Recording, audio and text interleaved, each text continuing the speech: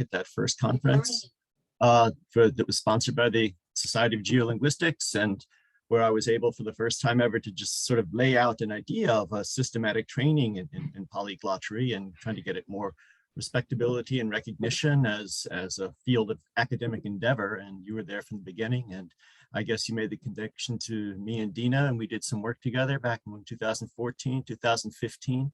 You're too kind when you credit me with being the co-organizer of the Polyglot Conference.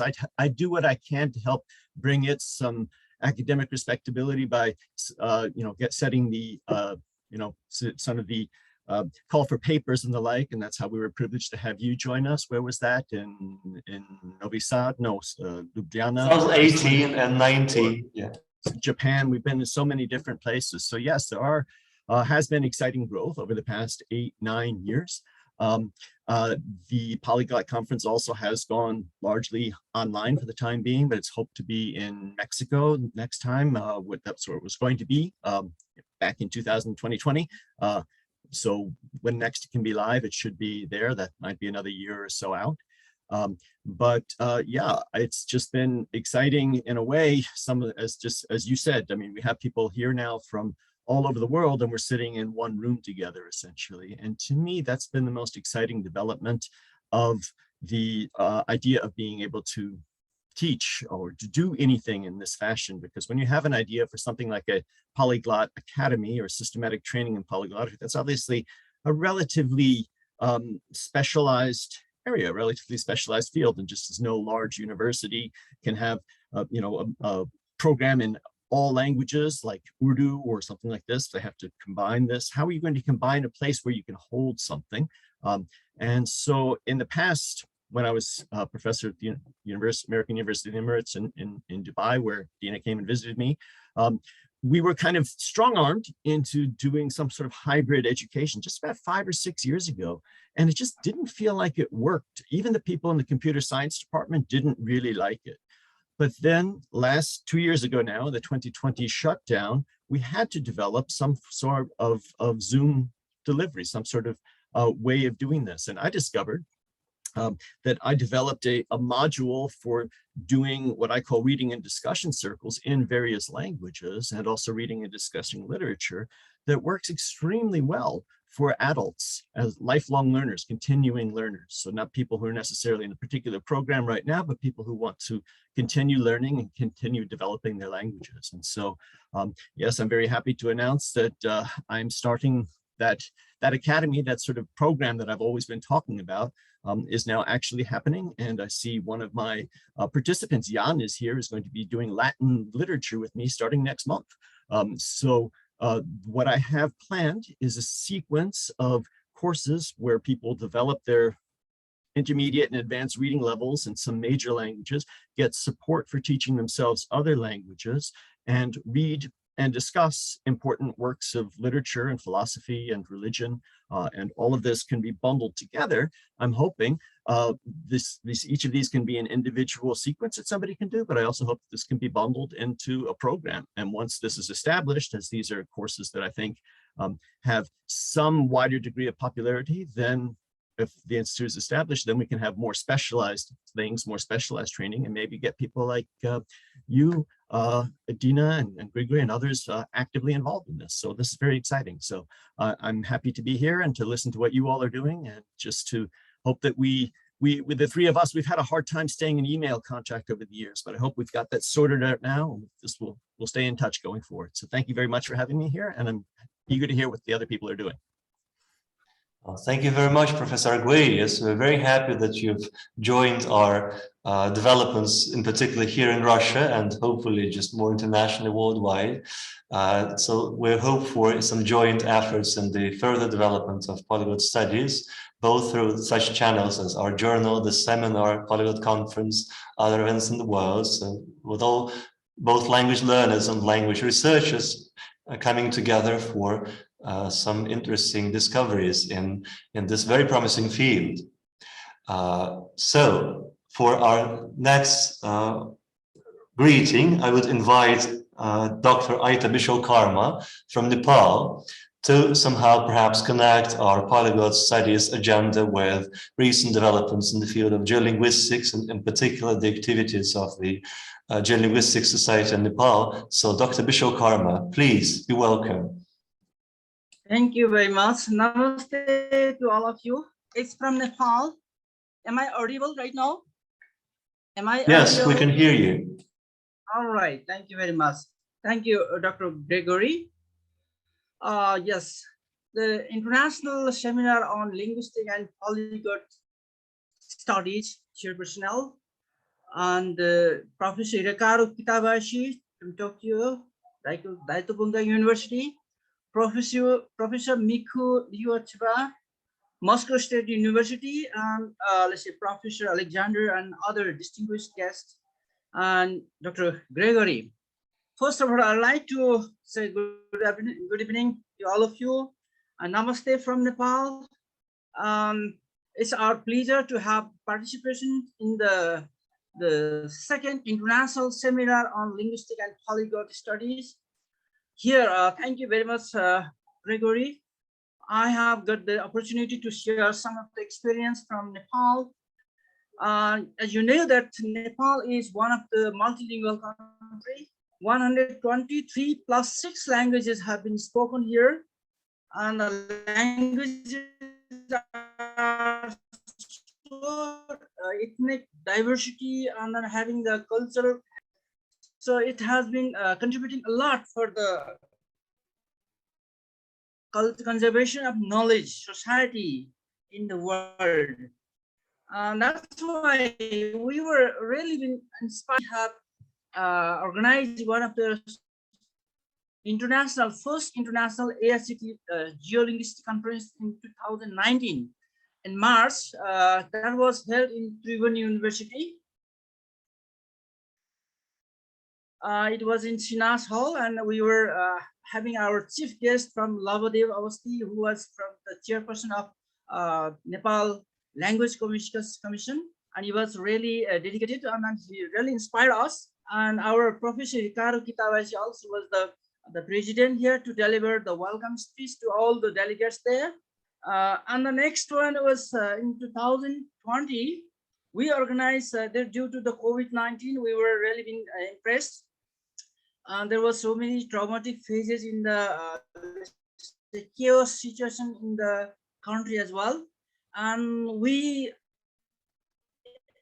instantly decided to run the virtual seminar in the form of seminar, and the first seminar in geolinguistic issues, diverse perspective and multiple opportunities. So these were the topics, and then we were having the delegates from 7 more countries, and it was really interesting.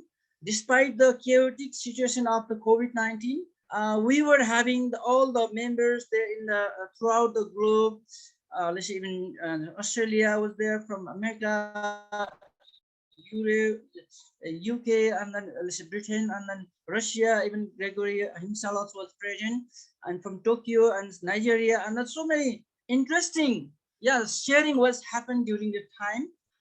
Similarly, in 2020 also we also still suffered from the COVID-19, and then we didn't have much opportunity for the physical conference, but we organized one of the let's say virtual conference on geolinguistic issues in the diverse perspective and multiple issues, and that was also really funny and then interesting to share the ideas from the around the globe, the different experiences we shared.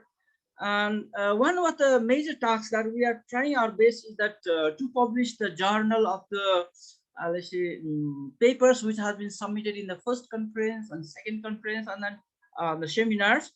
Actually in Nepal we have a sort of bureaucratic and then government systems a bit problem. Without registering the organization, we could not register our journal and could not publish anything else. So those which are published without registering the organization in the local governance also would not be valid. That's why we had a long struggle to just register our organization.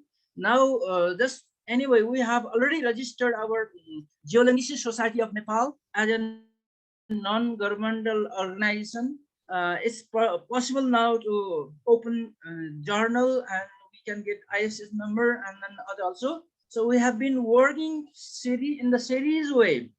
In the series of talks we have been conducting, still for the 2022 also we have a stake that we are trying our best to organize one conference, but the conference may not be the virtual, let's say physical this year as well, because we have a sort of terror, and we have been in the traumatic phase of this COVID-19 other let's say this situation. Anyway, the publication tax still we are in the process, as we have already shared with Dr. Grigory also. If not being possible, we will be sharing with even Tokyo also. I have been having a sort of series of conversation with Professor Grigory Kazakov and Professor Grigory also. I was talking about this thing. Anyway, in very soon we'll have a good publication. We want to establish multilingual perspective or polyglot study as an academic discipline in Tribhuvan University, and most of the stakeholders are very much positive towards it. And as a research discipline, we have already established a number of resources have been coming. Maybe in the days to come up, we'll have global issues in the let's say geolinguistic perspective. From the geolinguistic perspective, we'll have, and then we'll have papers presented in the same. We can get chance to opportunity to share the our, let's say, publication as well. And some of the selected paper we are thinking to provide even to Dr. Grigory, and Professor Hikaru also has already suggested us to organize to make a series of publication. We will definitely follow it. And anyway, in context of Nepal, it has been very much fertile ground. Despite this all chaotic situation of COVID-19, also we are trying our best. In the days to come up, obviously we will have a good sharing with all the scholars around the world. And with this all, I would like to thanks to all the, let's say, distinguished guests, and then thank you for giving this opportunity to share this few words in the this second international seminar on linguistic and polyglot studies from the colleagues of all from Nepal. I would like to express hearty thanks to all of you, the organizers, especially Dr. Grigory and his team as well. And I would like to express hearty greetings and wish you the grand success of the program. Thank you very much. Thank you. Thank you very much, Dr. Bishokarma. Well, ladies and gentlemen, with your permission, I would just perhaps add a couple of comments to clarify and highlight some of the points Dr. Bishokarma has made. So, Geolinguistics Society of Nepal originated following some activities in the field of geolinguistics organized in Japan, where many colleagues and students from Nepal did study under Professor Hikaru Kitabayashi, whom some of us do know and highly value, and which in turn originated following activities of the Geolinguistics Society of America, which actually conducted and organized the first academic conference on polyglottery in New York 2013, where Dr. Arguelles attended, among others, yes, and which the proceedings of which we have published, etc.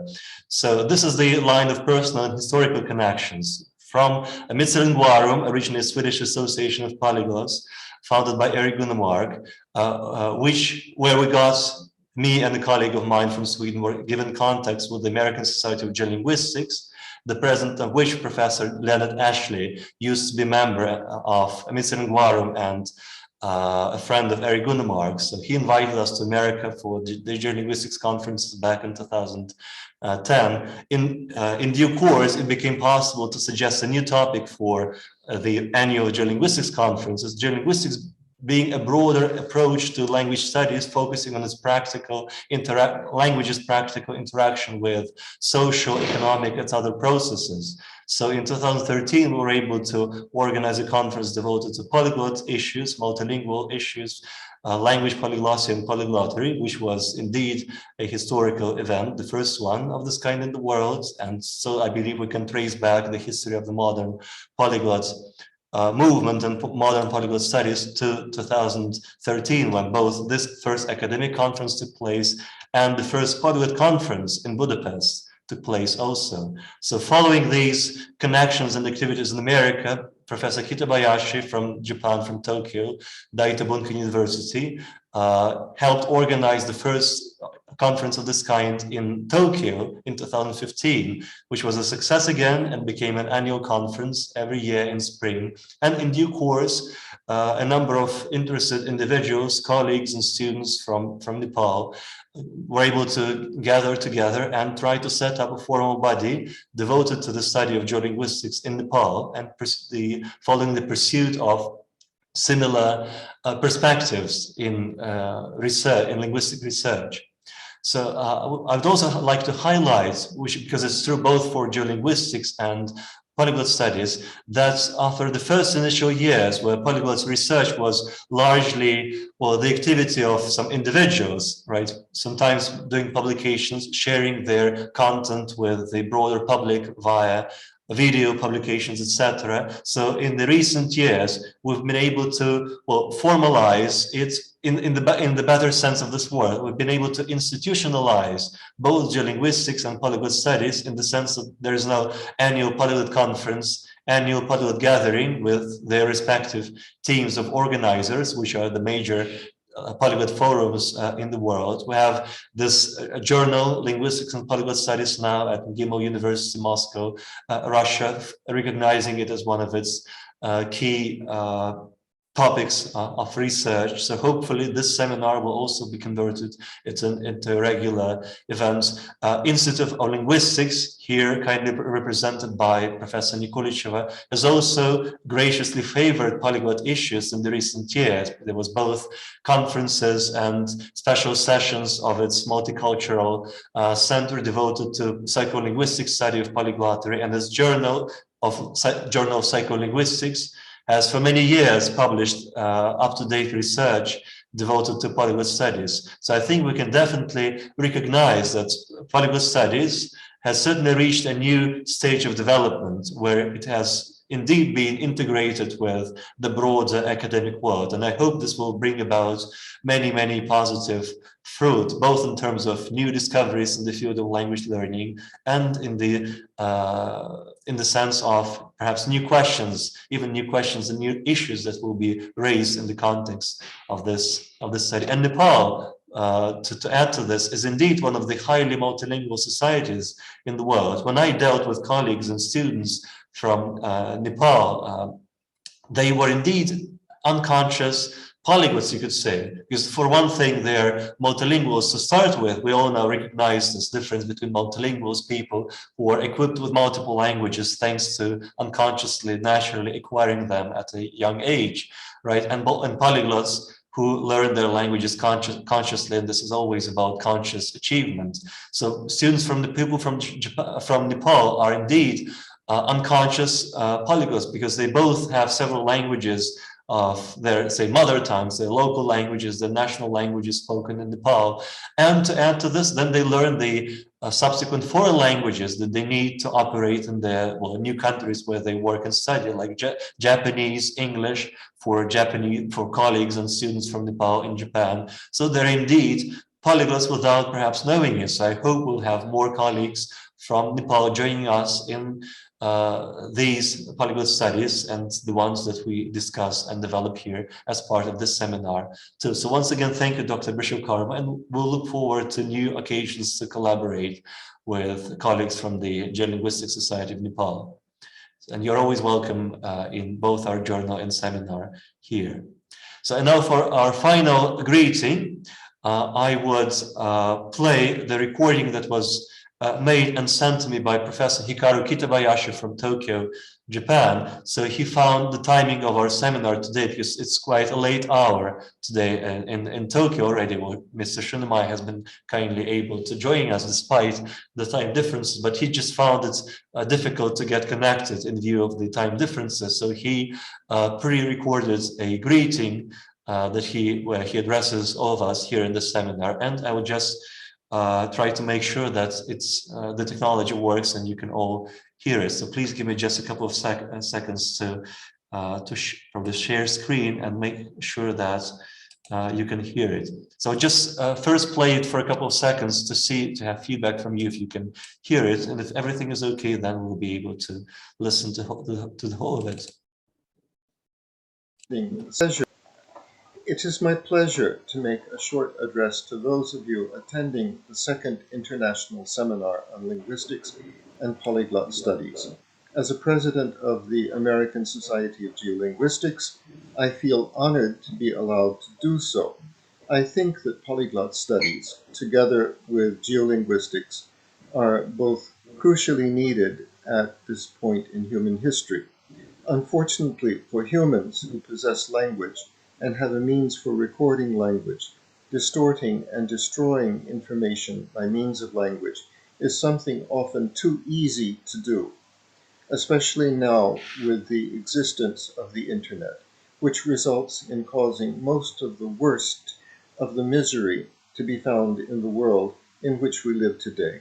Geolinguistics being the study of the world's language variations for policy-making purposes, and polyglottal studies, which is, I think, self-explanatory, are the two branches of linguistics that are of most use in protecting the world from the misuse of language in distorting and destroying the information we need to resolve conflict and promote coexistence.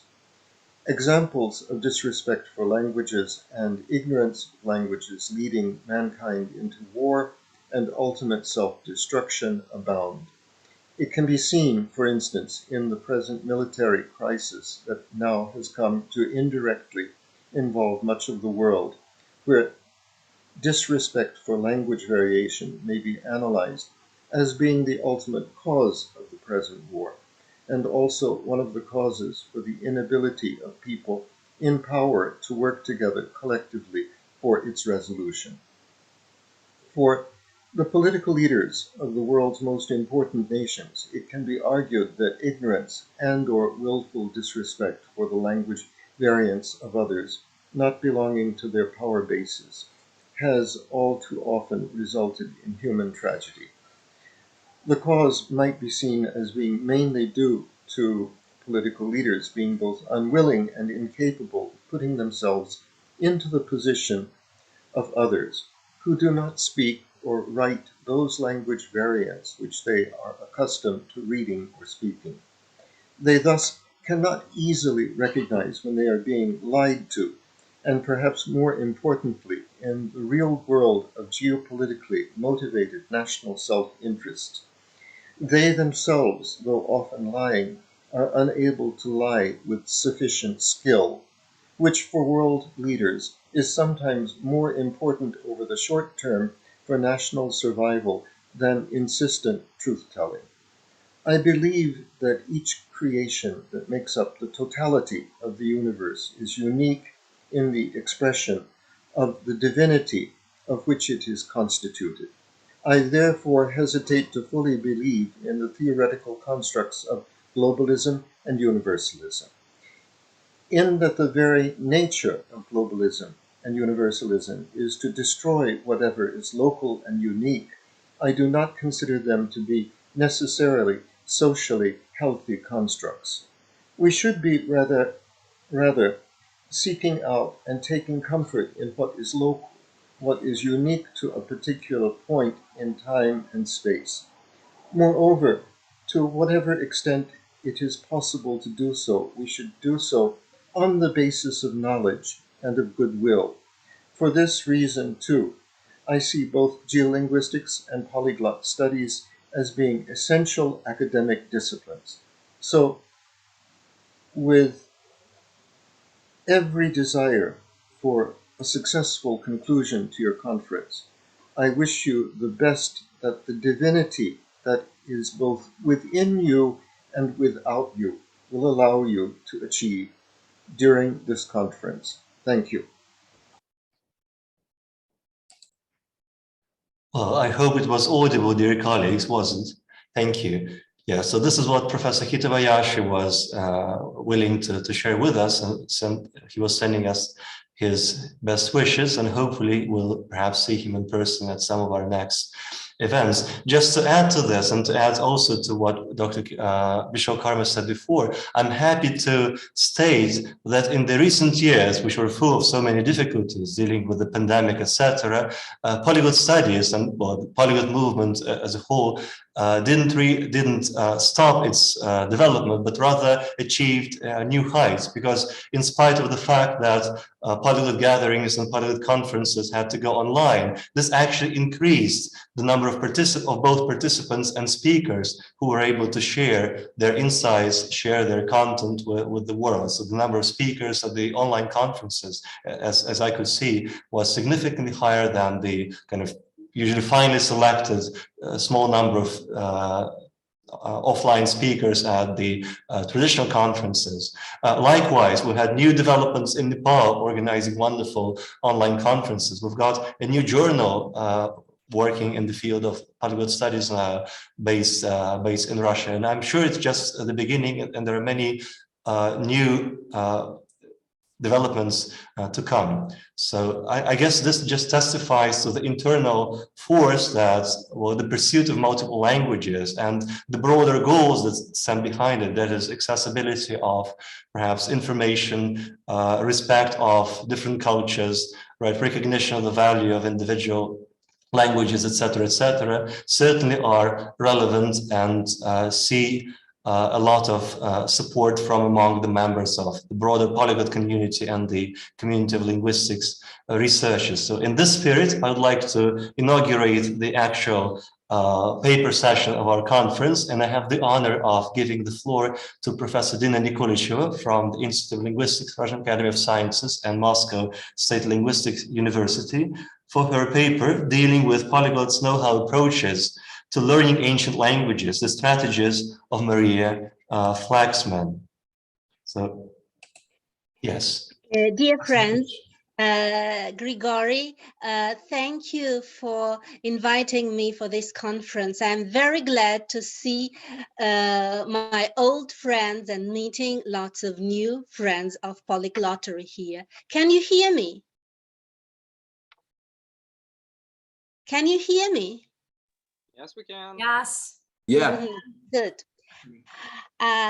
So on the 5th of April 2022, the conference Lingua Gotica, New Research was held at the Institute on Linguistics.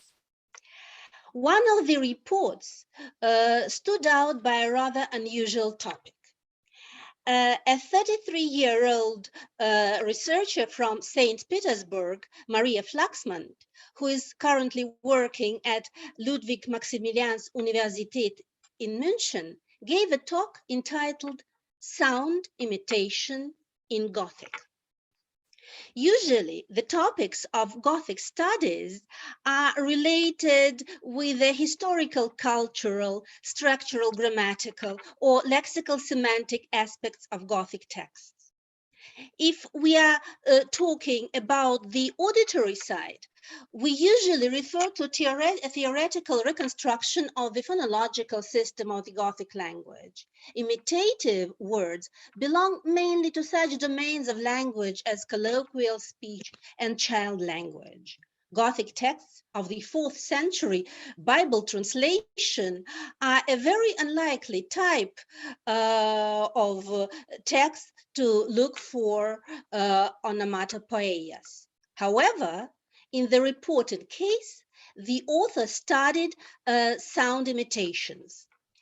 The author set out to figure out how in the Gothic language sounded, for example, words as to shout, to cry out, to weep, to boast, to crow, and so on.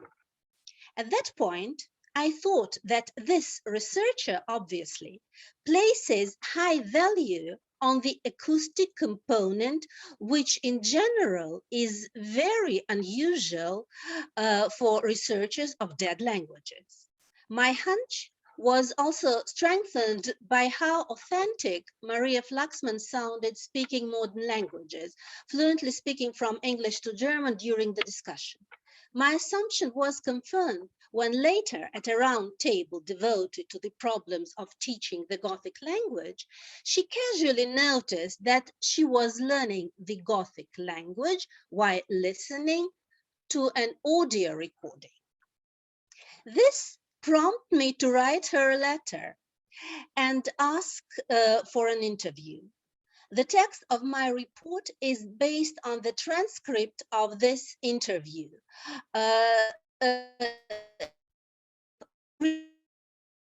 Give me, share the screen with me. I can show the beginning of this interview, show that polyglot. Can I do it now, please. Grigory? Yes. Mm-hmm.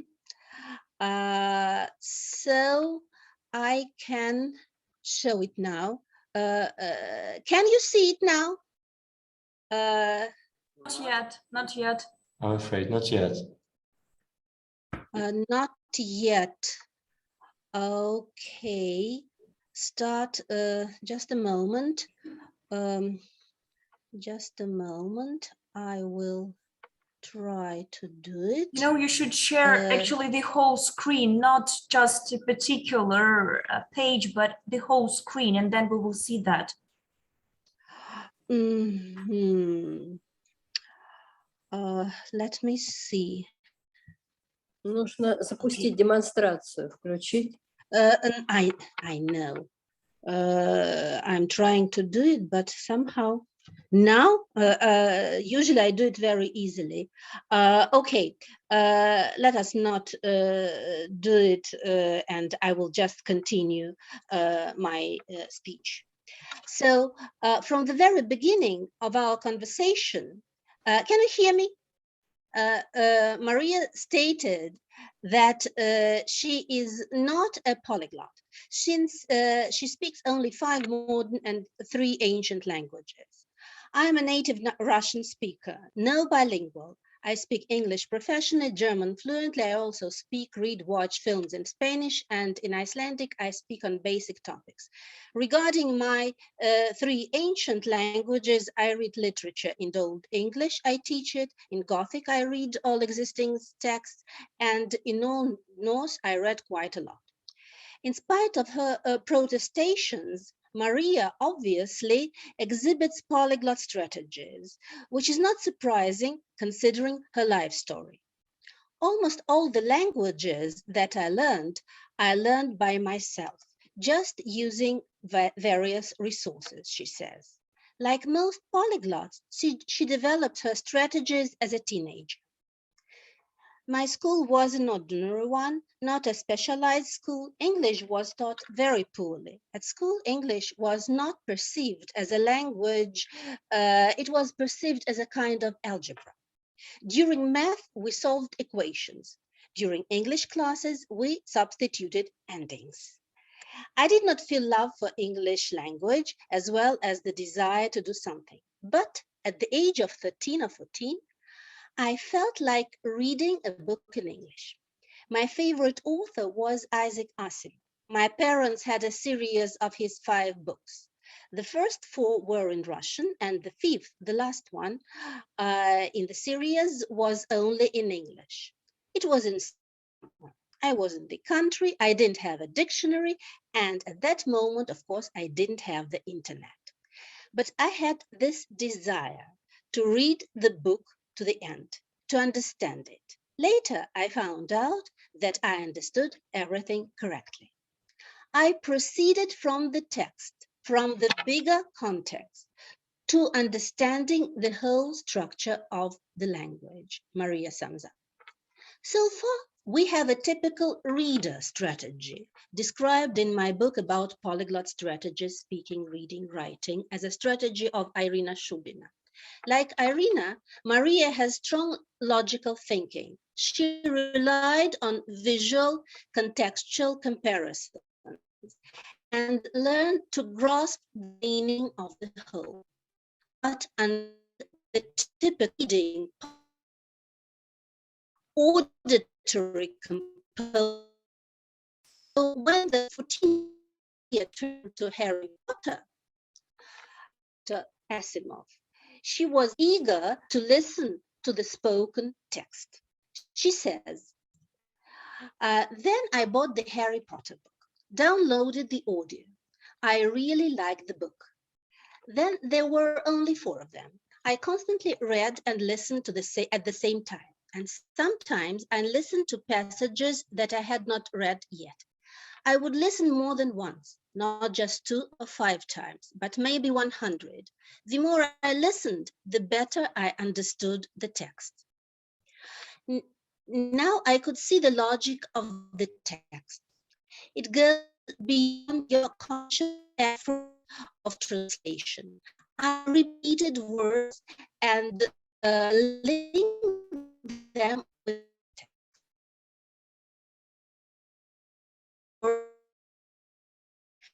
Harry Potter books in Russian, she continues, and when I opened the translations, they seemed very strange to me because I have never seen in the dictionaries a lot of words that I learned by listening the book. I just knew that what the word meant. Later, when studying at the university during translation classes, it was sometimes difficult to me to come up with Russian equivalents. I never learned words in a dictionary style as 2 columns, a word and its translation.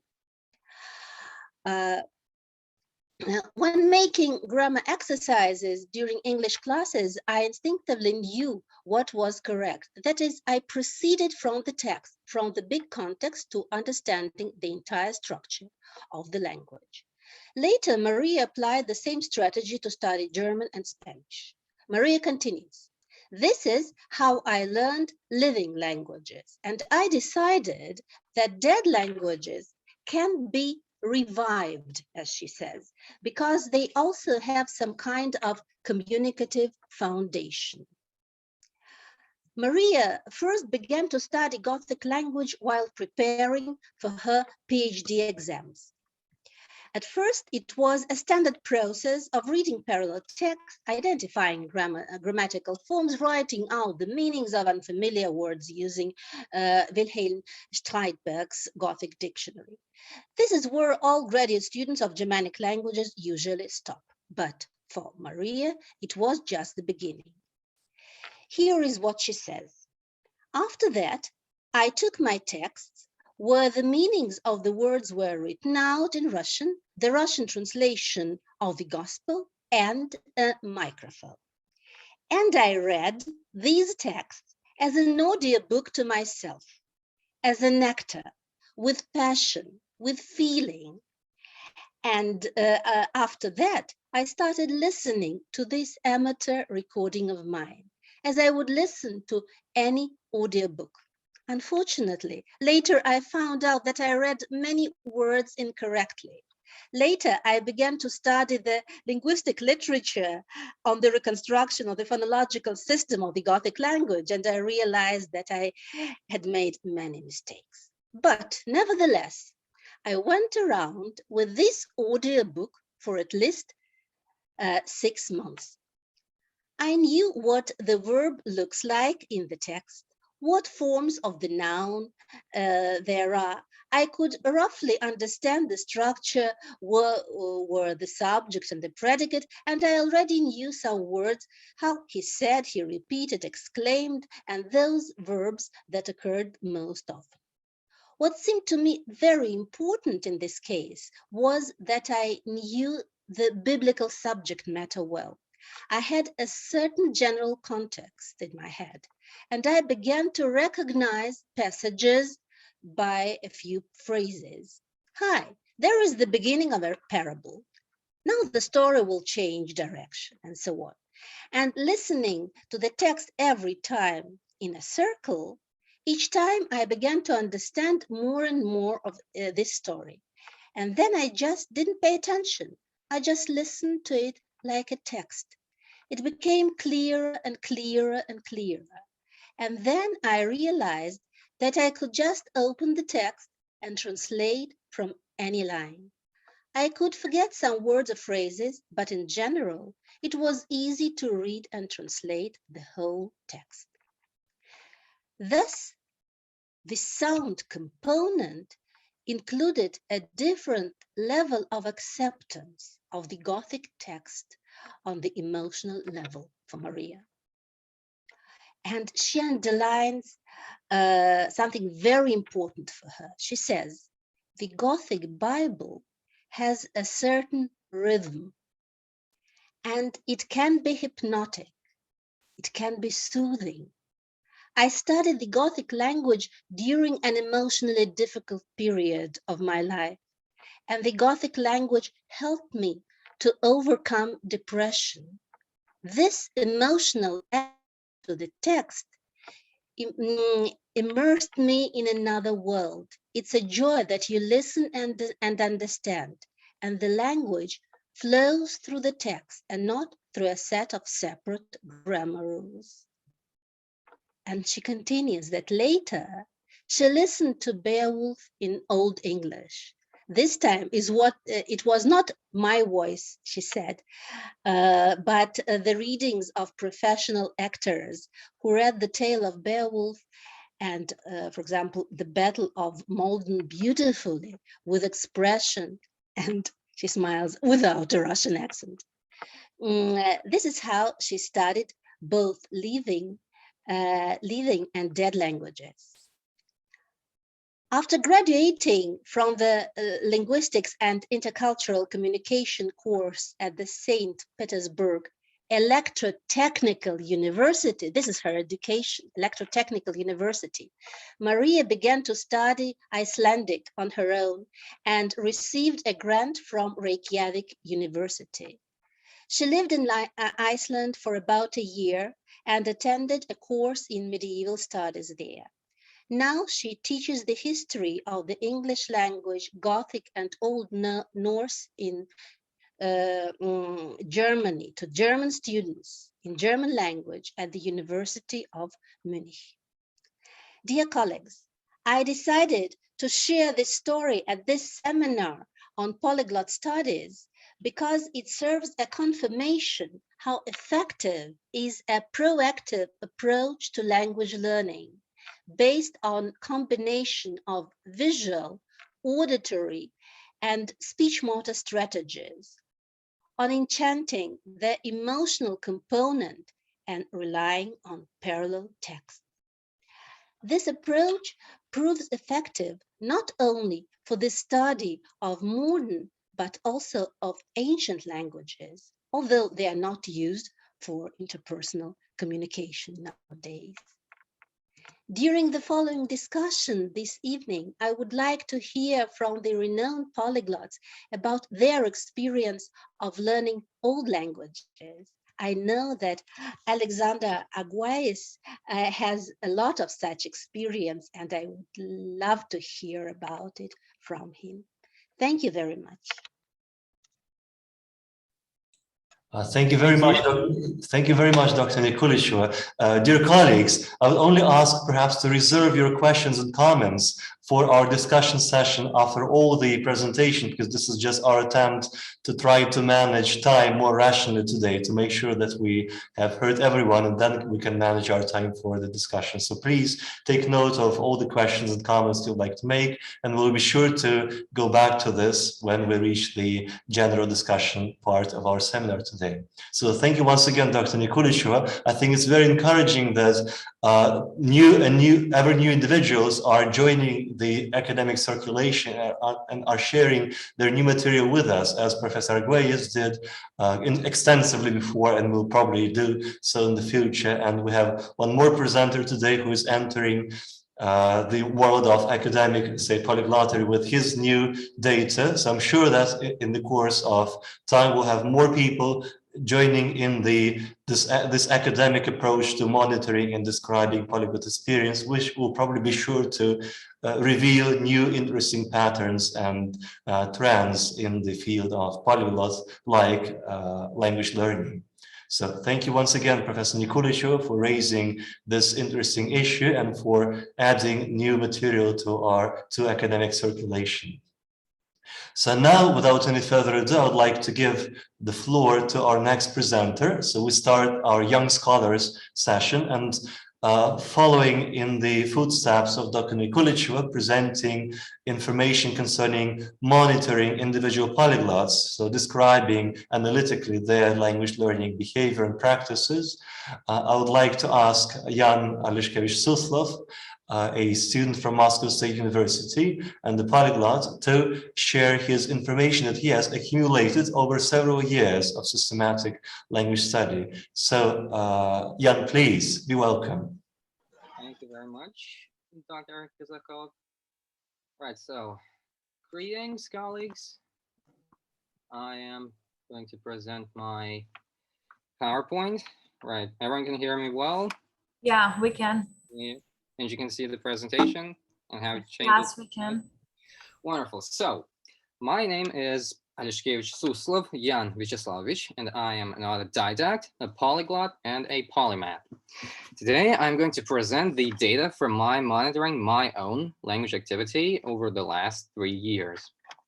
The first foreign language that I studied was English, and I achieved proficiency around 2013, and I subsequently dabbled with French, German, Greek, Norwegian, but those attempts didn't really go anywhere. I did have a better time with Polish and Old Church Slavonic, but the first language that I set out to learn well was Japanese in 2016, and I achieved some decent success within 2 years or so. Next, in 2018, I decided to pick up Norwegian, Latin, as well as Ukrainian. And I also looked up tips on how to learn languages and found out about the many wonderful polyglots that have shared their experiences, methods, and approaches on YouTube. And I was really inspired to become a polyglot myself. In particular, Alexander Arguello's famous video, A Polyglot's Daily Linguistic Workout, featured not only the profoundly inspirational figure, that is our professor, but also a notebook that he used to keep track of his daily linguistic activity.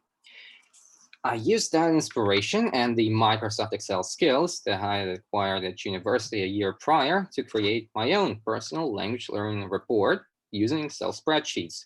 I've been keeping track of my activity since May of 2019 and have accumulated vast amounts of data in this one file. This data is helpful because, as we know, the study of language acquisition, and in particular in polyglots, is in no small part based on the learner's subjective perception of their aptitude, which is difficult to quantify. Meanwhile, a record of time spent on specific activities in a language over a prolonged period of time can provide researchers with a more objective measure of what a learner has achieved and how much time it takes to reach a certain level of aptitude in a language, or indeed in any one language skill. Now, I would like to briefly demonstrate the actual spreadsheet for August of 2019, which was the heyday of my language learning career. As you can see, the spreadsheet is divided into blocks, which represent days, and I wrote what I did in a certain language in every individual cell. I added up the time over on the sides, and at the end of the month, I have the monthly totals. I'm not going to go into further detail on the inner workings of the spreadsheet because this particular design was rather subpar, and I have since perfected it. And if anyone would be interested in using a similar system for keeping track of their own language activity, you're welcome to email me and I will share a blank file for your use. So now back to the PowerPoint. So right here, I have the final grand totals for the period from June 2019 till March 2022. So when looking at this data, one thing that immediately jumps out is the fact that For quite a few languages, the ratio of listening to reading is almost 2:1, which is interesting because according to Paul Nation, written material is twice as rich an input as audible material. So it's as if I had inadvertently equalized these two sources of input. Obviously, this kind of hypothesis has to be tested further, and it could simply be a consequence of my lifestyle, since I have far more opportunities to listen to audio rather than read books. Now, the spreadsheets tell us nothing in regards to when I actually reach a certain level of proficiency. For that, we have to turn to my language impressions diary, where I would sporadically write down my impressions of the learning process, and in particular, the points where I started to feel like I really understood things. These points can serve as very rough indicators of my language competence reaching a certain level. Naturally, as I learned more and more languages, the time needed to get to that level got shorter, and I thought it would be interesting to see just how much knowing multiple languages helps to speed up the acquisition of a new language. For now, the language group that makes the most sense to do this with are the Germanic languages. By comparing the data for the plethora of Germanic languages that I have studied, I hope to get at least a crude picture of how knowledge of a number of languages in a group accelerates the acquisition of subsequent languages from said group. So here is the data for the individual languages by the point where I started noticing considerable progress. I used this rough estimate as the arbitrary competence threshold that I will use to compare the data across the different languages. You can see that in general, the time needed to learn a new Germanic language decreases, as one would expect. I then decided to present this data as a graph in an attempt to describe it mathematically. So I made this little plot. Along the x-axis, we have the number of languages that I was already good at when starting the language in question. And along the y-axis, we have the number of hours that it took me to get to that arbitrary competence threshold. The data is approximated fairly well by an exponential function. So these points are the actual points that I showed you at the previous slide, and the black line is the approximation described right here. An exponential function takes some starting value and multiplies it by the same number at every iteration. The key distinguishing feature of the exponential function is the fact that its rate of acceleration depends on its own value. If the value is large, it will go up faster. If the value is small, it will go down slower.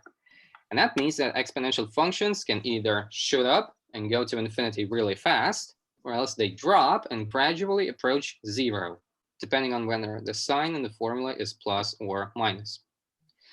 So based on my own experimental data, I got the following formula for the amount of time, t, in hours, needed to acquire a Germanic language as a function of the number n of known Germanic languages. And I got the following parameters. 469 hours is the starting time, the time that would hypothetically take one to acquire their first Germanic language for n equal to 0. And 2.40 is the half-life, the number of languages one needs to have learned well in order to cut the time for achieving the same level in the next language in 2. An exponential function certainly makes sense for this kind of phenomenon because the more one knows, the faster one learns. That's the very definition of an exponential function. However, with how few data points we have, we cannot be certain of the accuracy of this approximation, even though the r² is 0.99, which is actually pretty good, all things considered. And we have to compare these results to the results of other researchers. And we'll have to see if this trend holds up as I acquire new languages, especially languages in other families. That said, I do realize that language acquisition is an extremely complex process with a myriad of influencing factors that are not being accounted for in this type of experiment. For instance, it doesn't account for the general aptitude towards learning changing with age, be it increasing or decreasing. It doesn't account for the environment that I find myself in. It doesn't account for the materials that are available to the learner. And there are also specific knowledge gaps in regards to the problem that I highlighted. That is, how much faster can one learn a language when one knows multiple related languages? For instance, we do not understand the mechanism by which the rate of acquisition accelerates. We do not really understand the influence of shared vocabulary, similar grammar and syntax. Maybe one's understanding of comparative linguistics plays a role too. And we also don't know if the knowledge of ancient languages has any effect, such as Old Church Slavonic for the Slavic languages. However, one aspect of this study that we can already improve on, at least partially, is the objectivity of the language aptitude assessment. My own impressions can only give an extremely rough estimate of the point where I actually started to properly understand things. And in order to monitor the process of language acquisition more objectively, one has to conduct easily quantifiable tests. That is what Dr. Kazakov and I plan to do in the future. I'm currently learning Dutch, keeping track of time spent in my report, and Dr. Kazakov will conduct periodic tests to gauge my Dutch skills. So I'll be able to get a better picture of the time evolution of the language acquisition process. Likewise, we could monitor the development of any other languages that I intend to learn in the future. We hope that this kind of research will provide insights into the factors that affect language learning in polyglots, and I also hope that my talk has encouraged some people out there to try keeping such a record themselves for the benefit of polyglottery research. So here is the summary of my talk, and I will be looking forward to answering your questions during the discussion. Thank you very much, Jan. So again, I'm happy that we have more and more individuals, well, like you, professional, kind of proficient language learners, in spite of the different area of specialization, because Jan is a chemist professionally, so which is not unusual for polyglots to combine expertise in very different domains with their language learning pursuits. So because the more individuals will share their data with, well, academic researchers, will introduce into scientific circulation, the more material we will have, the better equipped we will be to discover, hopefully, some common patterns characterizing the language learning process, its objective factors, its objective variables, and in particular polyglot type language learning process. So your figures are indeed very interesting. I hope we'll be able to, well, either verify or specify them somehow in the course of subsequent research, both with you and with, well, take into account the data of other polyglots that will hopefully will become available with time. So thank you once again. And again, we'll reserve our questions and comments for our discussion session at the end.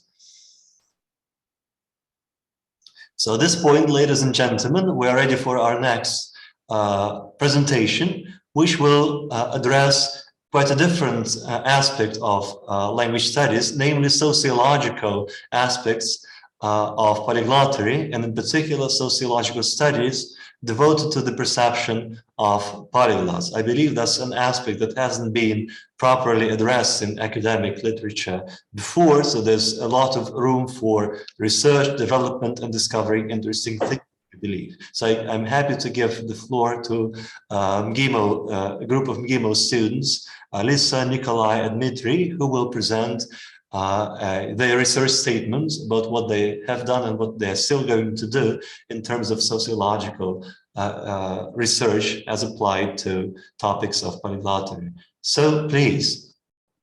Good afternoon. Thank you for having us here. So the topic of our study is sociological studies on perception of polyglots.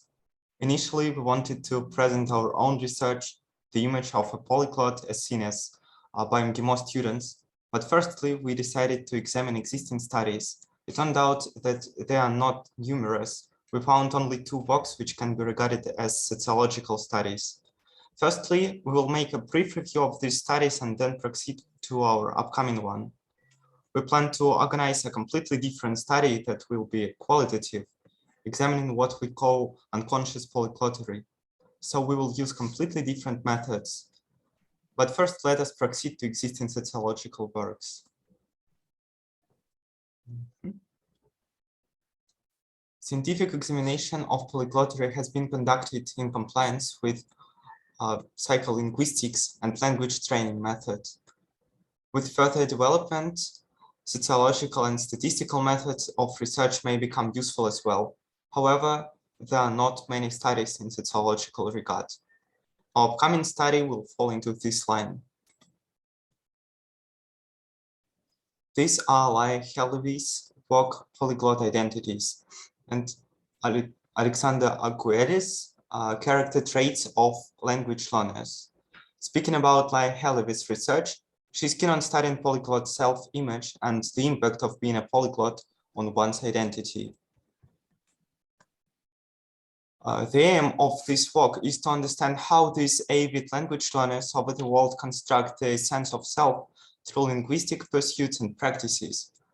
Polyglots constitute a salient and timely research topic as a compelling socio-cultural phenomenon in the midst of globalization, transcending linguistic and often cultural boundaries in transnational interactions. At the core of the research lie these individuals' linguistic attachments, as well as their feelings at home, of home and belonging. So material and methods of this work.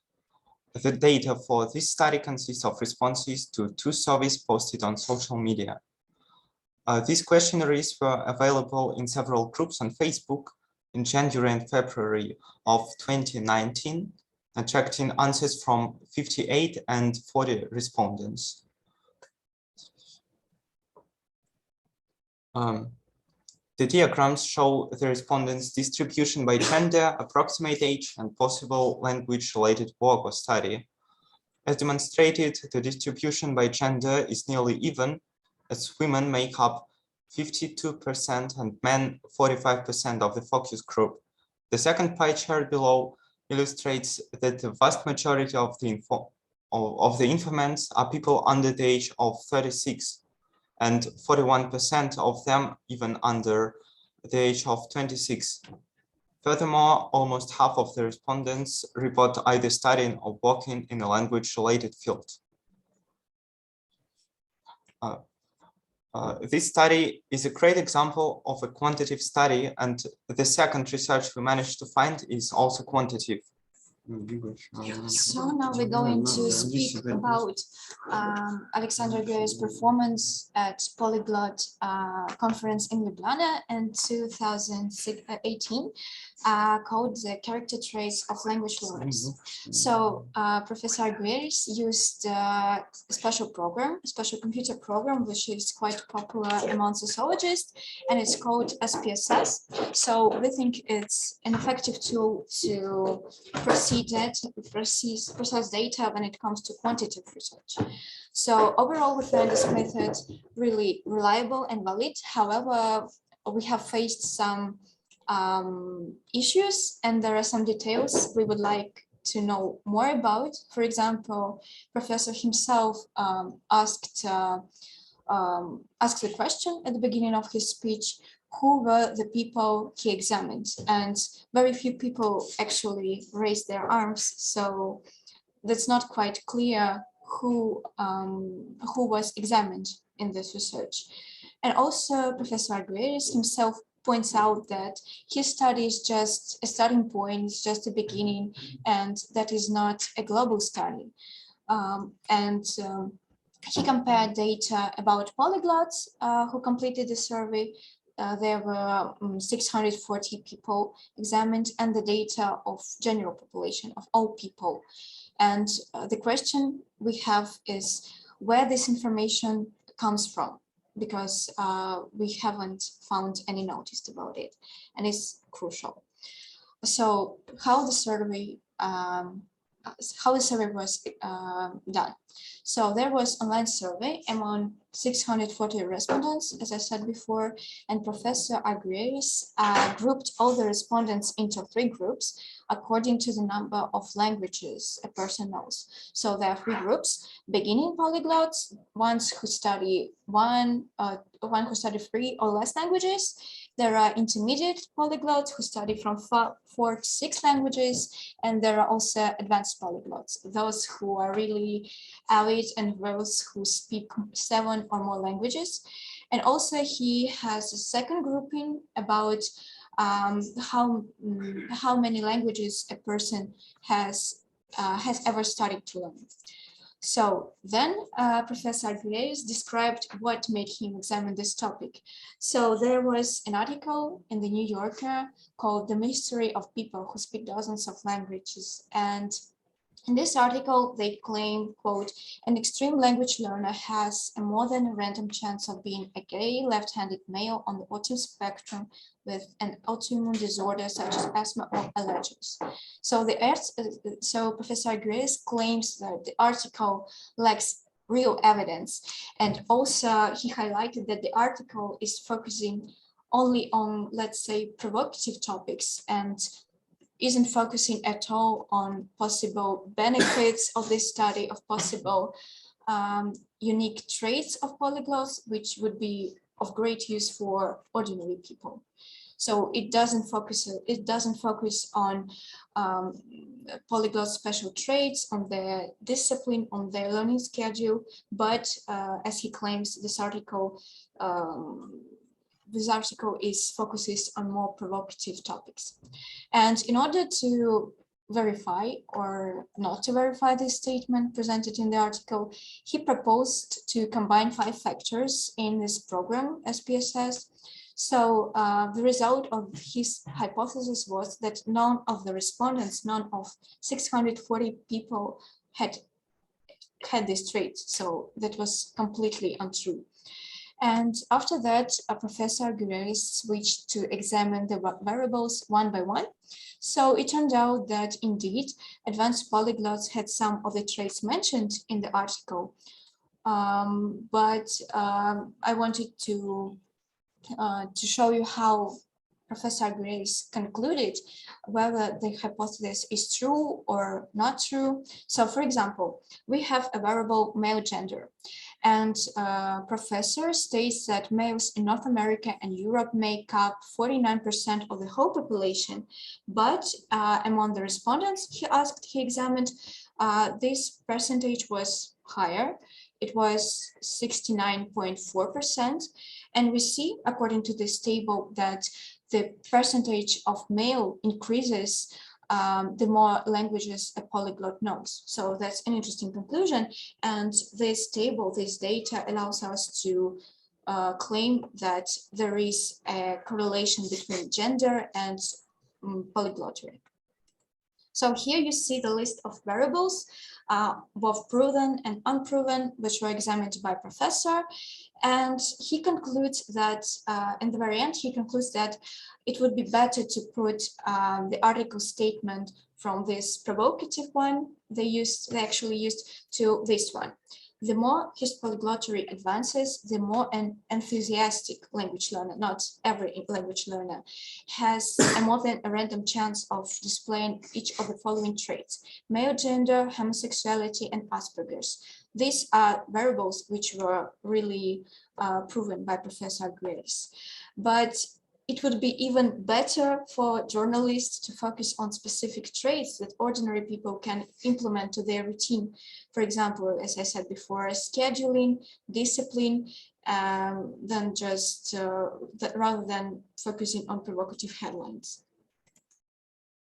Okay, so for us, well, it is a good example of quantitative research. However, as mentioned before, we will opt for another path, for qualitative study. We consider it a good option as we will try to have a look on polyglottery from another perspective. And it's also important that we will examine the perception for ordinary people, not polyglots. As we are studying at the МГИМО University, we have decided to analyze the perspective of МГИМО students. Why do we decide to examine this particular group? I think it's a good choice in a way that МГИМО University is known for the number of foreign languages taught. It's been recorded in Genius book. with 553 languages, sorry. All students are studying at least 2 foreign languages, one of which is English. Many of students have an experience of learning our language apart from their academic studies. So possibility to find a polyglot among МГИМО students is higher. Moreover, it's interesting to examine this particular group as polyglots are mixed with, let's say, ordinary students. So we form a unique atmosphere of potential polyglottery. I think it is a good way to stay so. It means students and professors of the university are used to the fact that they can run into a person who speaks several languages. For them, it is a common thing. Thus, polyglottery at some degree fits into their ordinary life.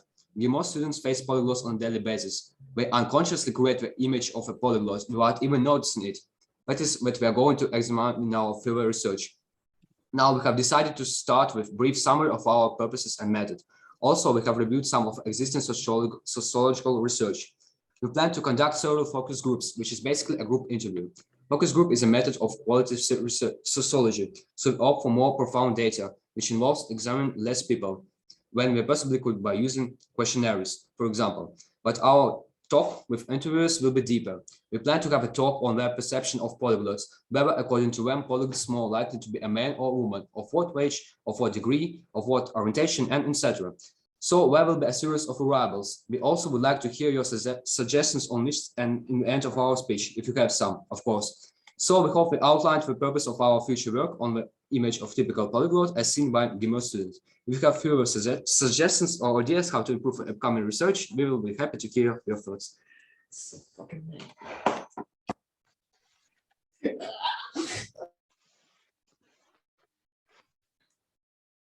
Well, thank you, Alisa, Dmitry, and Nicholas. So this are upcoming researchers on polyglottery, which bring with them new methods of study. So they are students of sociology at Moscow State Institute of International Relations, МГИМО University. And indeed, with the development, with the growth of polyglottery as a movement, as a social phenomenon, new methods, those that focus on the social and sociolinguistic aspects of this phenomenon, indeed, it implies the use of new methods, statistical ones, sociological ones, and I hope this will be to a productive line of research. So our young fellow researchers, they've presented a review of the previously conducted sociological studies in polyglottery, one by Maya Levy, which was a master's thesis in linguistics and intercultural communication in Finland, and the study by Professor Arguelles, which was both a presentation at the Polyglot Conference 2018 in Ljubljana, and there's a published paper on the subject with all the details. And the research that our young fellow researchers are going to conduct will be actually carried out in May on the premises of МГИМО University, as they have explained, a qualitative approach. There's a qualitative approach to sociological research on polyglottery with the use of a focus group. And I hope we'll be able to know the particular results of this study at our next polyglot event, which will be the special session devoted to polyglottery research as part of the bigger symposium on psycholinguistics at the end of May, which is organized and chaired by Professor Dina Nikulicheva at the end of May. So hopefully we'll know the particular details of this study at the next session there. So thank you once again. And we're now ready for our last presentation in the Young Scholars session, which is Biblical Phrases in Russian, English, and Italian Songs by Karina Stupina from Moscow State University of Psychology and Education. So here I'd like just to comment that this presentation, although raising quite a different issue from what we have discussed before, but this is how we understand polyglot studies here. Because one wing is the traditional polyglot agenda, that is research on polyglots themselves, their personality, their language learning strategies, etc., different aspects of it, psycholinguistics, sociolinguistic, and others. But the second wing of polyglot studies, as we understand them in our journal, is just studies based on the material drawn from multiple languages. So linguistic research, cultural, literary research, which is based not on one particular language or a couple of languages, but say 3 or more languages, because I believe this was also always the traditional aspect of polyglottery among the great linguists of the past, who combined practical knowledge of multiple languages with broader research pursuits in linguistics, literature, culture, history, or people like Polivanov, Rask, Baudouin de Courtenay, Bloomfield, Secker, and others, who just used languages not only as just aims in themselves for the purpose of practically knowing them, but as instruments that can give access to more broader and more diverse information on broader issues that can be of research interest in academia. So from this perspective, I would like to welcome our next presenter, Karina Stupina, please. Thank you. So just a second, I will share my screen. Do you hear me? Yes. Thank you. So good evening, everyone. My name is Karina, and my report focuses on the use of biblical phrases as found in popular songs by Russian and foreign artists. It's an established fact that the Holy Scripture has made a tremendous contribution to the development of literary languages of many nations. Besides, the Bible is reflected in a large number of biblical phraseological units that we can observe in vernacular languages. It is worth noting that song lyrics are interesting because they are something between written and spoken languages.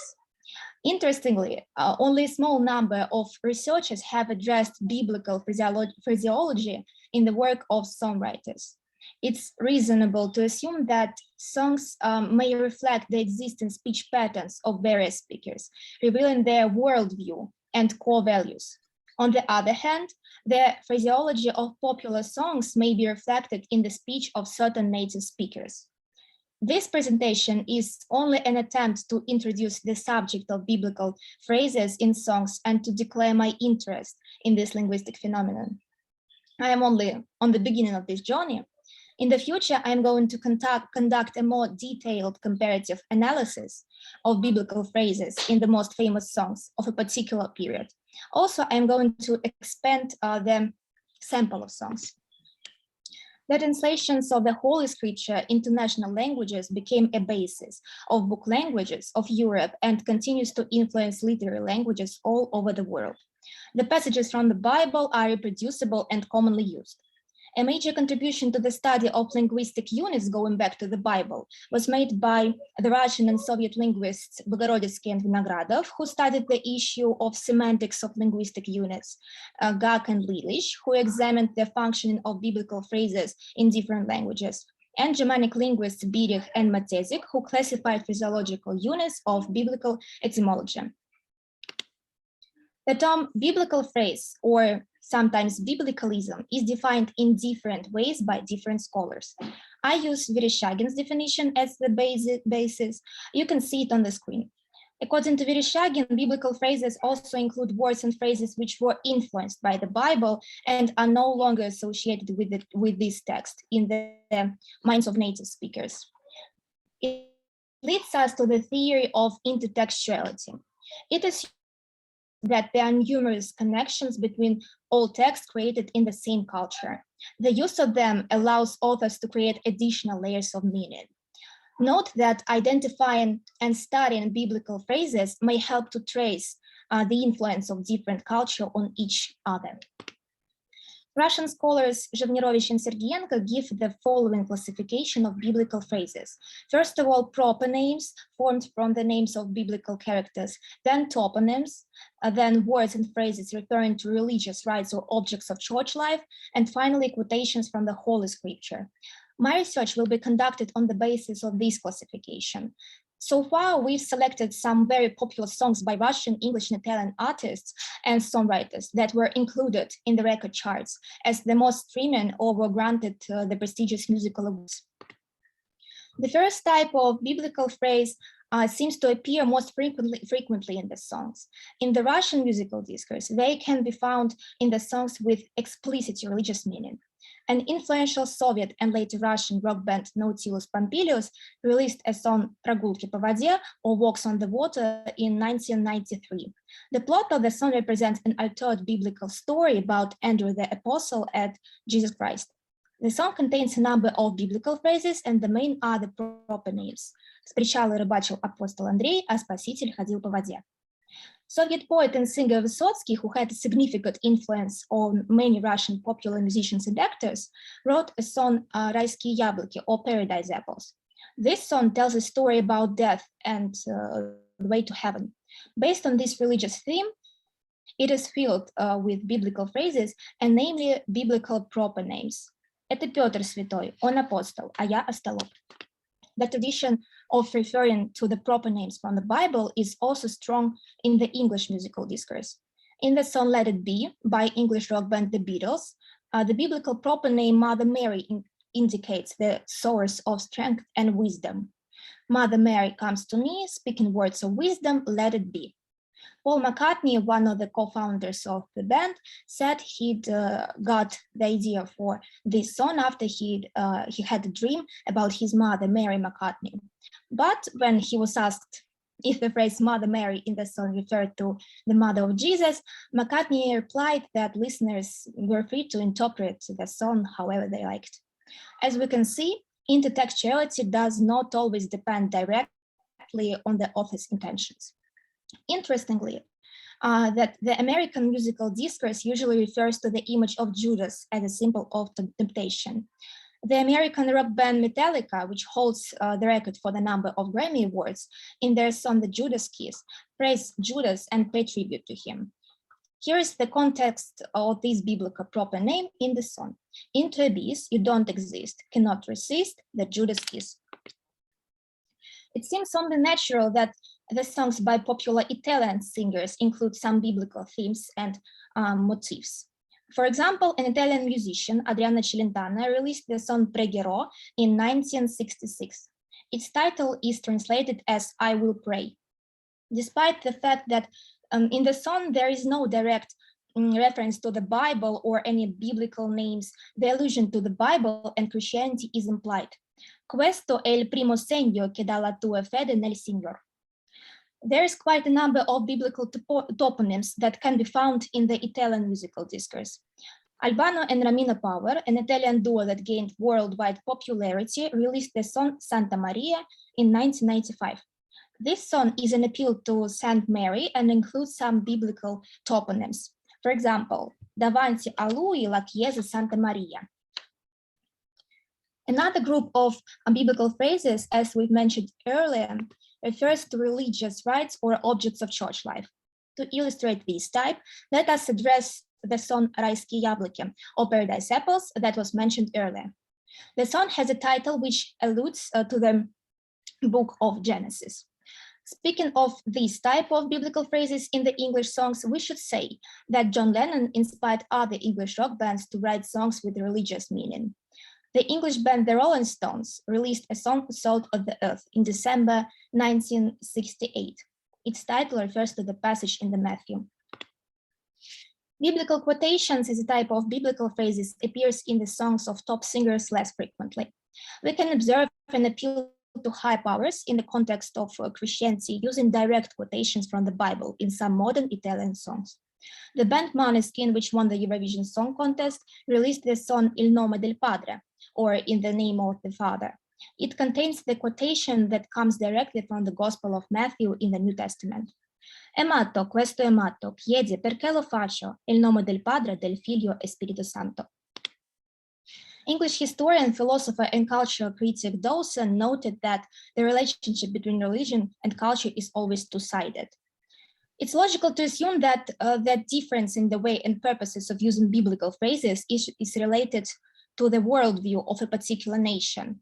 The hypothesis is that significant historical events in the development of Russia, Great Britain, United States of America, and Italy may directly or indirectly influence the use of the vocabulary referring to the Holy Scripture in the songs.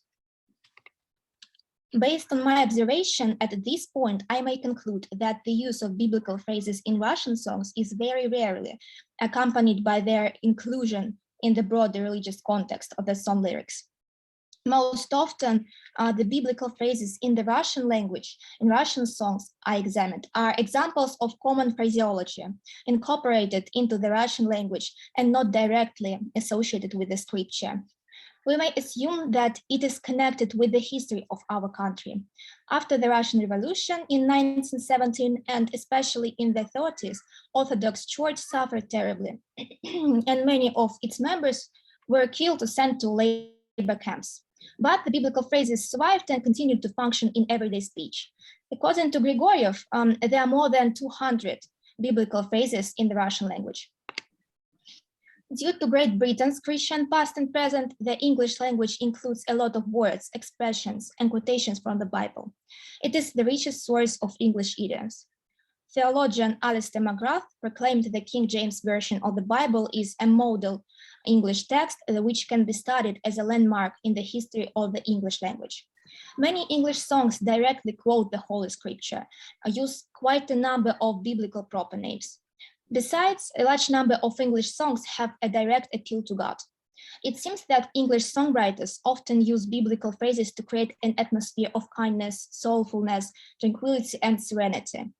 My small sample of American songs is dominated by the biblical names of negative biblical characters like Judas or Lucifer, as well as the concept of sin. Italy is a country that is justifiably associated with the birth and development of Christianity. Inside Italy, there is an enclave of the Vatican city-state. The status of Vatican in international law is an auxiliary sovereign territory of the Holy See, the residence of the highest spiritual leadership of the Roman Catholic Church. The songs of Italian artists are distinguished by the use of many religious toponyms. It makes a lot of sense since there are so many churches in Italy. In Italian songs, I was able to discover a large number of near-biblical phrases referring to a certain place in Italy, sometimes without much emphasis on the religious meaning of these phrases. And of course, it is very often that Italian singers address the Lord directly, stating the depth and their religious feeling. Thank you for your attention.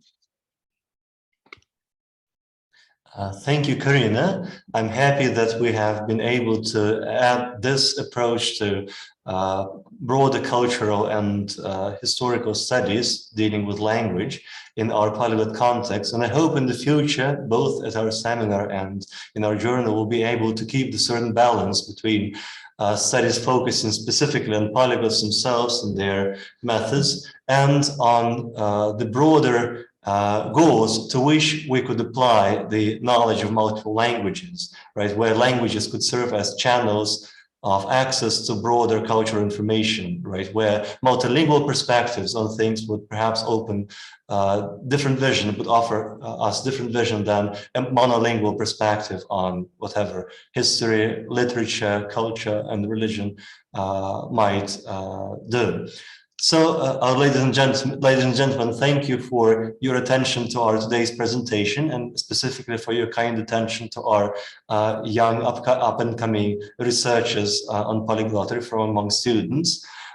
This is just the beginning, and I hope it is a promising one. And now we're ready for our discussion, long-awaited discussion section, where we are free to ask questions to our presenters or to give comments or express our opinions. And let me just remind you that of the topics that have been raised today. So it was polyglots' approaches to learning ancient languages, dead languages, something that Professor Nikulicheva spoke about. So perhaps Dr. Arguelles, Jan, and others might have something to share on this. We had a presentation on, well, from a quite developed perspective of polyglot self-monitoring in the process of learning several languages and keeping detailed records of it, and hope making some observations on this basis, something that Jan presented us with today. So again, perhaps Dr. Arguelles, Professor Nikulicheva, and others might have something to comment about here. Presentation by a group of 3 МГИМО students, Alisa, Caroline, and Nikolai, Kovalenko and Dmitry Komarov about sociological studies on polyglottery, which are not numerous, and specifically they went into more detail on Professor Arguelles's 2018 study of, well, probably the first mass survey of language learners and polyglots. So I'm quite sure Professor Arguelles and Dr. Nikulicheva might have comments on that issue. And finally, Karina Stupina, using several multilingual sources to address broader issues of cultural studies. We'll hear biblical quotations in Russian, English, and Italian songs in particular. So ladies and gentlemen, please welcome to our discussion session, and we are free to ask questions and make comments. Do we have questions to our presenters to start with? Dr. Arguelles, please. First of all, I would just like to say that I feel very humbled the degree to which my name keeps coming up. I was not really expecting this. This reminds me, Dina, of your presentation at the Polyglot Conference in Ljubljana, where I didn't really know the degree you were going to be talking about me. And it was, those of you who have not been to a Polyglot Conference, one of us organizers, we take the mic around for comments afterwards. And that was probably the most surreal experience of my life. You were up on the stage talking about, people in the audience were asking about me, and I was having to take them the microphone and give it to them and hear myself talking about in the third person while I was right there. So thank you so much for your interest, everybody, and what I've tried to do and achieve, and I appreciate that. Let me work backwards because it's freshest in my mind to the young lady in the MGIMO group about the survey that I did. You were quite right. That survey, I'm not a statistical type, you know, that kind of research, but I was just truly, frankly, offended by that article, and that people keep coming up all these assumptions about people. And I am a polyglot and I am left-handed, and so people read those and they're going to meet me and they think, oh, you're gay and you know, and you must have asthma and you're autistic, and I just don't like people making assumptions like that about me. So I just sort of said, what to myself, nobody's doing any research in this, then I'll do it. So you asked where the data comes from and where everything, I mean, I thought that was sort of clear in the published article in the Springer publication that I used Question Pro data, and I asked those questions and I made the announcement to the entire world, you know, to the degree that I could, but yes, sent it out to the Polyglot Conference, to the Polyglot community. So it should have been more people raising their hands there looking at that.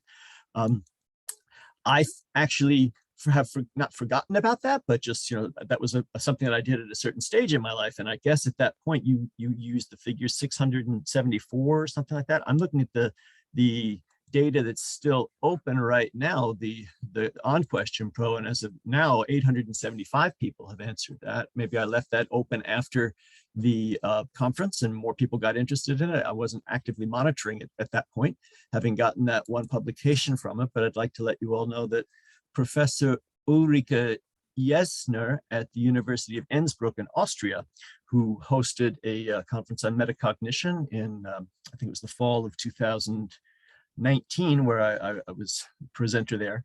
I mentioned my data there. So her team, they're working on my data, right? They're using it. So another publication should be coming out of this, you know, based on this data from people who are more familiar with statistical analysis and how to interpret all the data. But Dina, if you have anybody on your team, if you'd like to work on this data too, I mean, there is a lot of data there. I do think it's probably the most extensive collection of interviewing people, and you do have access to who the people are, and you could follow them up with an interview or something like this. So yes, frankly speaking, now when I hear you talking about it, it's a shame that I collected all this data and it's sort of sitting there gathering dust. I got the one publication from it. I'm glad another one's coming, but I think it could be data mined for a lot more information and significance. So speaking of data, Jan, I mean, just looking at your charts, yeah, you make me feel humbled too to see that, you know, that I was able to inspire you to that. But yeah, to me, keeping track of my records was just always just for myself to make sure that I had some sort of balance. I think you might all know or suspect that the real difficulty in being a polyglot is not in learning all the languages, as I think you know and heard Jan say and others. The more you learn, the easier it gets. And so at a certain point, learning a new language is not really a challenge anymore. It's just a question of putting in a reduced amount of time.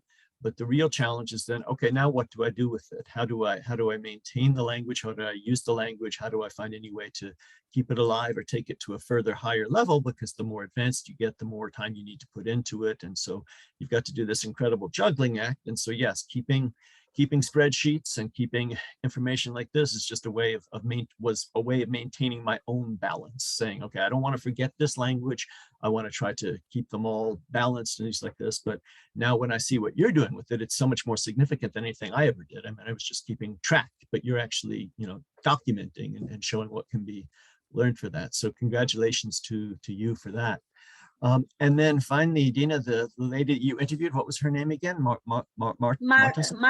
Flaxman. Maria Flaxman. So when I hear you talking about what she did, I'm just amazed at the number of parallels to things that I have done myself.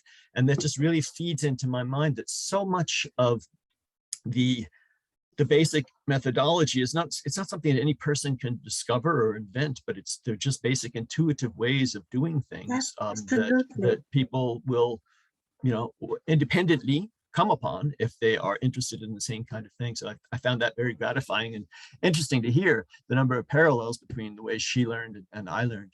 You asked about older languages, and just not everybody here knows my biography necessarily, but yes, that was my main field of study in graduate school, was medieval languages, and I wrote my doctoral dissertation on Old Norse and used a lot of Middle High German, a lot of Latin and other languages there. So I also have learned lots of languages. And one thing I would be curious to talk to you more about, or about her, is when you mentioned, yes, on the one hand, when she read the Gothic herself, then later on she realized she was making mistakes, but then listened to the Old English read by professional actors. And I was really wondering that myself, because I think the only sort of new development in my own learning since last you and I talked, or things that I'm doing, and Jan will be the first person here to get the real benefit of this, is precisely with older languages. It's not as interesting or unstudied as Gothic is, but like I think pretty much everybody else in the world today, if you have a knowledge of Latin, it's probably just a reading knowledge. I mean, I learned Latin in college, first years of university, and I got quite good at it, and I did a lot of research in it in graduate school, but it was always just for reading. Just the whole idea of speaking it or thinking in it or even endeavoring to write, that was just never part of it. It was, you learn Latin, we learn the rules, you learn the vocabulary, and here's the text. So the best way to do it is go through Whitlock's grammar, Wheelock's grammar, and then go, and second semester after your intensive course, go straight into Cicero's orations and read the orations against Catiline, and you sort of dissect it and you parse the lines, and that's just the whole way of doing it. So that was always in the back of my mind, is that's kind of a shame that that Latin is so rich and there's so much more. I would really like to think in Latin. I would like to speak Latin, but it's extremely hard to do compared to a living language, precisely because there's no real community of people you can go. You can't go to a country. I guess you could go to the Vatican and try to speak to some people there. But I just sort of resolved at a certain point in my life, I said, well, if you can get some recordings of Latin. There are people who do it, but quite frankly, I mean, there are a few spattered, good, nice sounding ones. But whenever I listened to recordings of Latin, I found that your research subject really echoed with, so many people do not read with any emotion, narrative flair. It's very flat. Leaving issues of pronunciation aside, it's just not an exciting narrative. The text itself might be exciting, but the way people read it is not. It's flat and dull and boring and monotone. And so I just had a really, really hard time finding Latin recordings that I liked to listen to. And then I realized, well, precisely because it's a dead language, I wouldn't endeavor to want to make my own recordings for a living language, because I know that as a learner, my pronunciation is very imperfect and I should use the pronunciation of a native speaker. But since there is no native speaker of Latin, why not make my own recordings? And so I started making my own recordings and listening to my own recordings. And that really, really, really, really changed everything.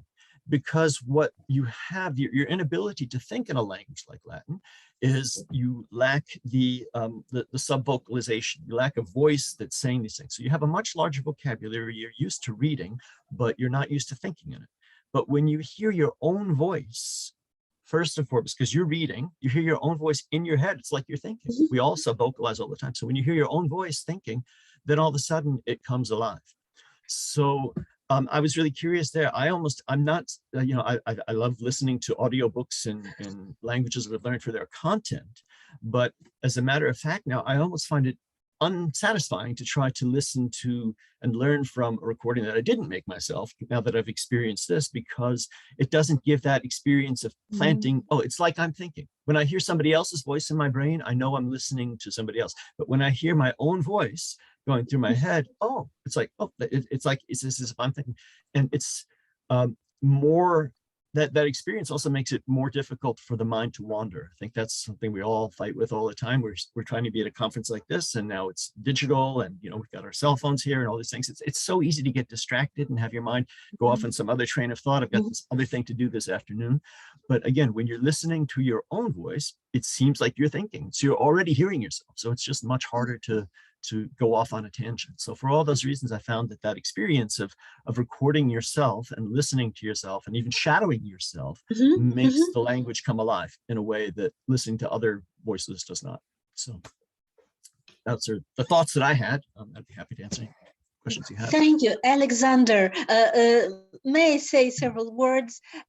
I was constantly thinking of you while interviewing Maria. I didn't expect what happened to you later, but I thought that could be Alexander's strategy, because his genius idea of shadowing, I just monitored you on the whole process of learning Hebrew, that is so similar to what Maria tried to reconstruct it. And she underlined also always that an emotion, rhythmical part of the whole process is extremely important. It changes the whole attitude. It revives the language. And Alexander, may I ask you, I just felt that something is not there in my work with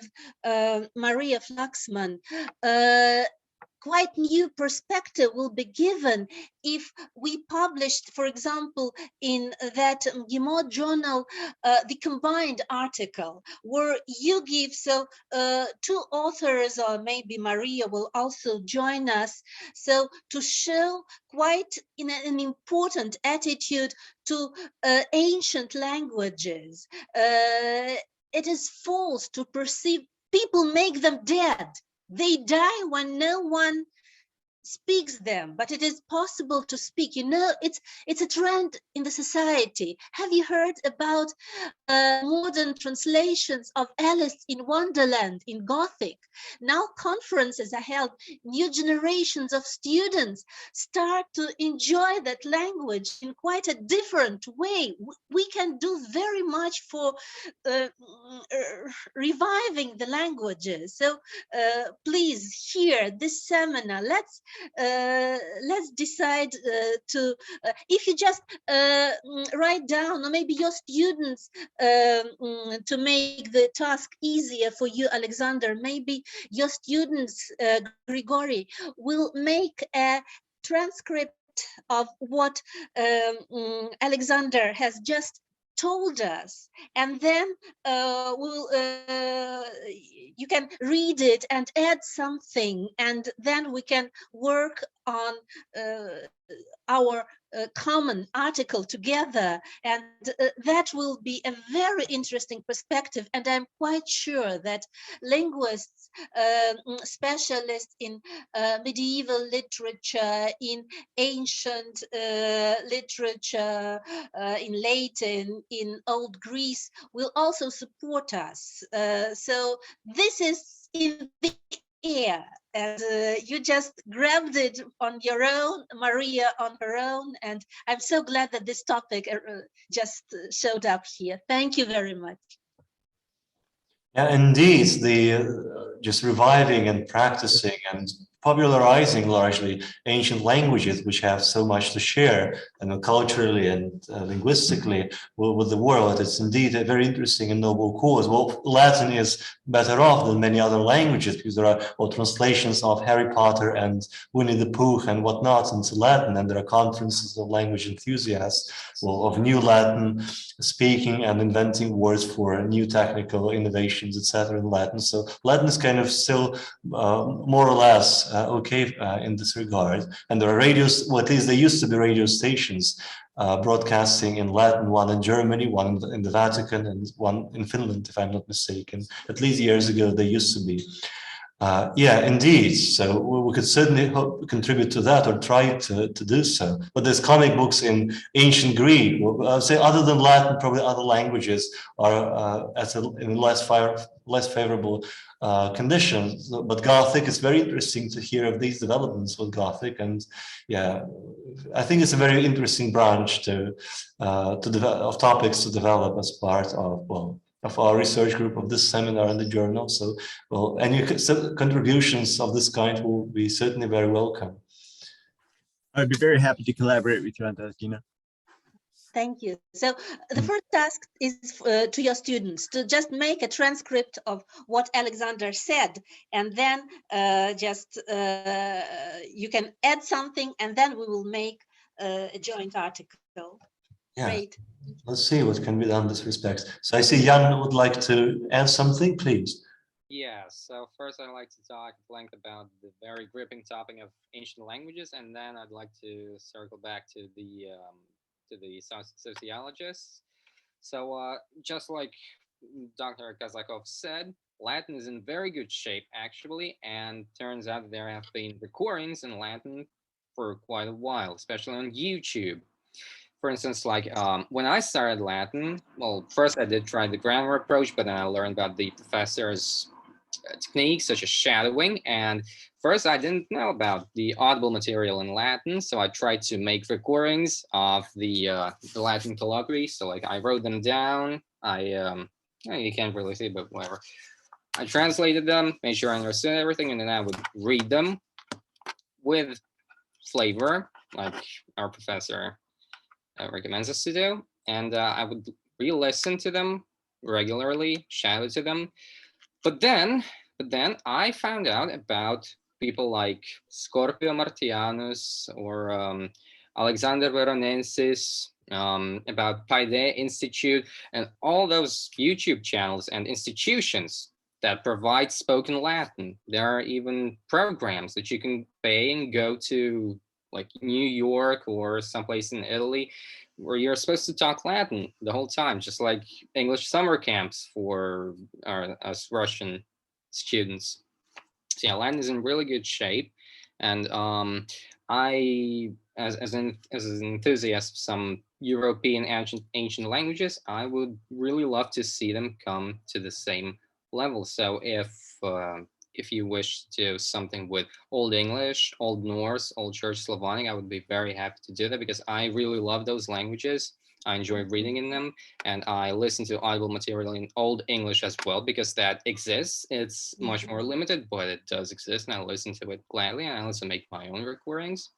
Sadly, there's very little for Old Norse because people, for some reason, think that reading Old Norse with Icelandic pronunciation makes any amount of sense. Doesn't, but like, oh well.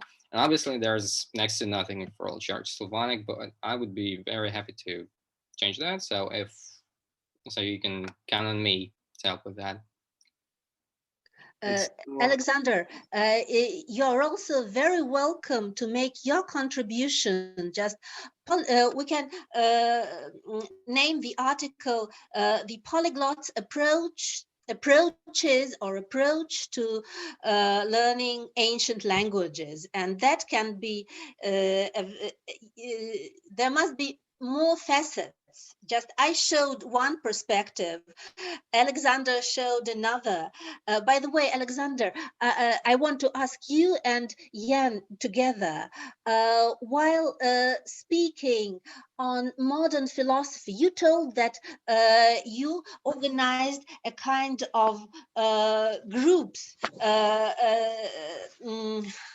I wrote it somewhere, I cannot find it, where people discuss philosophy and literature in Latin. Is it right? So what about modern terms? What about some modern ideas that are expressed in Latin? It's also very interesting, the development of thought through the prism of an ancient language. And this is also the question to Jan while writing your contribution. You can also just derive examples and just show what is interesting for you in that respect. So this is a very fascinating area. Thank you, Grigory, for organizing such a discussion, because I never thought about it as something that will interest many people, but I'm sure it will. Oh, that's the purpose of meetings like this, why we run these seminars, etc. You have to come up with new ideas. Well, I realized there was a question Professor Nastasia Britsina wanted to ask, please. Yeah, thank you very much. Thank you very much. First of all, I had a question to Jan, actually, one of our students who had the floor today. And so, first of all, I'm very pleased by the fact that you started to learn Polish, because Polish was also my major language in МГИМО. And I'm pleased because this is not, you know, the most common language now among young students. So like, I wonder probably what was the reason for studying that, but probably the most important question that I can ask you is about your own choice, because as far as I understood, you're a chemist, right? Like and I'm so inspired by that fact. So what would you say to young scholars, to young students? Why learn languages when you come from a different world? Yeah, you come from natural sciences, which is, you know, such a difficult, such a complicated world, probably, which means another, I mean, like type of our brain. So what's changed in your life, and what keeps changing in your life because of this eternal process of acquiring new languages? Why, if you're a chemist, you should care about languages we should learn?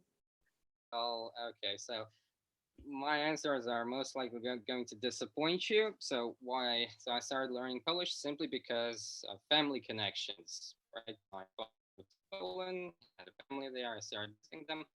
I started slowly picking up on things here and there, and well, it wasn't really a choice to learn Polish. It just so happened, and then I got into languages properly. I got into Old Church Slavonic and Slavic languages in general. I was like, well, I've had all this input in Polish, so why not make use of it? And so now it's, well, it's not on the same level as my English, but it's certainly serviceable. I think I could function in Polish very well. So yeah, it's nothing exciting, really. Okay, and then the second question about why learn languages? Well, I just do. I never thought about why I should do it. It was just, you know, an urge, a desire, a need. Like, I just did it. So yeah, and why should other people learn it? Well, you know, that's very difficult for me because, you know, I am actually on the autism spectrum. I have Asperger's, like our sociologist said. So it's difficult for me to understand what other people think and how I could motivate them. But like, I should say that we'll just do whatever is fun, because I find that learning languages is fun, and well, that's why anyone should do it.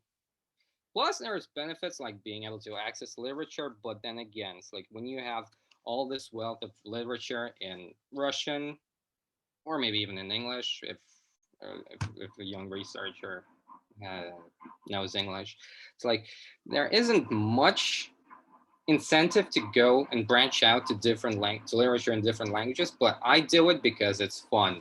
I enjoy reading in Catalan and Old Norse and stuff. So yeah, I think that's why anyone should do it. So yeah, disappointing, I know, but like. No, I just didn't expect such an answer. Like, this is just fun. Yeah, this is just my luck, because I thought that you would speak about, you know, like our change in transformations in our brain system and our neural networks. Just fun. Very nice. Thank you very much. This is really inspiring. I will tell my students about your actually just your life. Thank you. Sure. Natasha, by the way, do you remember I mentioned the strategy of a reading polyglot and named Irina Shubina? Irina Shubina is also a chemist. Wonderful. She is not a linguist. She's a chemist. She works at Tefal. But she read in 18 languages, including Japanese, that she learned on her own by very well developed logical components of her thinking. And I think that for Jan, it's very understandable. So strong logics are very strong in languages, by the way, and Alexander is also a very strong logic, and this is how it is. It's our left hemisphere that is responsible for logic and for languages, by the way. Well, languages are located in both hemispheres, but it's not such a big surprise for me. Thank you for saying that. I think of myself, well, you know, logic, you know, just to me, even philosophy is still on the humanistic spectrum, not quite where physics or chemistry is, but I suppose there is something to logic. But I would like to say that one development that I have felt or sort of wished for myself within the polyglot community is whether it's chemistry, or whether it's logic or physics, or whether it's ancient languages, whether it's biblical verses, I think there needs to be some other component to it. There, I found it somewhat unsatisfying to go to some of the polyglot conferences and people are just to talk only about language learning just for the sake of learning languages and other languages and more languages without any sort of, I don't want to call it use or application, or you know, language is not just a set of rules and so you learn how to speak and you do this, but then you can access a culture through it. So using the language to get at a culture, that there seemed to me to be, unfortunately, lots of people in the broader polyglot community, maybe they're just haven't gotten there yet, but you know, they're just focused only on the language learning, speaking the language aspect of it. And without, again, be it chemistry or biblical verses or logic or something, literature or ancient texts, there's, I don't know, there's something lacking for me. So I'm happy to be grouped, called logical. I try to be, but yeah, it's nice. Yeah, I do think that there has to be something there. Yes, and indeed, that's why we welcome papers that are devoted to just broader cultural and etc. studies based on multiple languages, as we had one today. So just not to talk about languages as aims in themselves, wonderful as they are and useful as they are, but also apply them as precious tools that can reveal information that would otherwise be inaccessible to people. Jan, I think you also wanted to make a comment about sociological studies, didn't you? Yes, I did. So first of all, you know, going back to what the professor said and how humble he was, I also find it funny how both I and your students took different aspects of things that the professor has done on YouTube, namely the notebook that he showed and the study, the survey he conducted, and we sort of gave them our own spin, which I find very interesting. It's like, well, I wonder what else people are going to come up with in the future. So that's one thing, and then another is that right, well, it's sort of a personal question, but we're supposed to take sociology next semester. It's really silly that we should take sociology as chemistry majors, but it is what it is. And I was wondering if you guys would be interested in conducting a similar study with me. Like, I don't know what exactly we're gonna have to do, but we're probably gonna have to conduct some study, and it would be really great if we could team up and sort of conduct a similar study amongst the students of the Moscow State University. So what would you say to that? You know, sort of, you know, assessing people's attitudes towards polyglots or maybe languages in general or something. So what do you say, guys? Yeah, so I don't know if Alisa or Nicholas or Dmitry can hear us at this stage, but I'll be sure to pass on the idea, and I think it shouldn't be too difficult just to get in touch. Would be great to do so. Yeah, so I also have students who are interested in what you, Jan, have mentioned now. So I will just tell them about them. And so you can just probably connect, yeah, and work, of course. So I will just keep mental note, actually. yes. Well, ladies and gentlemen, do we have any more questions? Because now that we're approaching kind of the initial time limits of the framework that we set for the seminar, perhaps we can just have a couple more questions. I have a very short remark also to Jan. Will you be participating in that big symposium on psycholinguistics in May? Yes. Will you, Jan? Yes, I will be presenting the exact same presentation as I did today. So it will be in very good. I want you to get acquainted to Alan Bigulov. He's a polyglot I'm monitoring now, and he has developed his own method of charting. Very interesting, and this can be also a multifaceted research on different types of charts, and Alexander can also participate in it, but this is quite different topic. So we'll wait until that discussion when we meet at that Congress, and then we will return. But I have very big expectations about studying polyglots charting system. Thank you very much. Right. Well, dear colleagues, kind of by way of conclusion, I'd also just like to make a couple of remarks and indicate perspectives for the nearest future.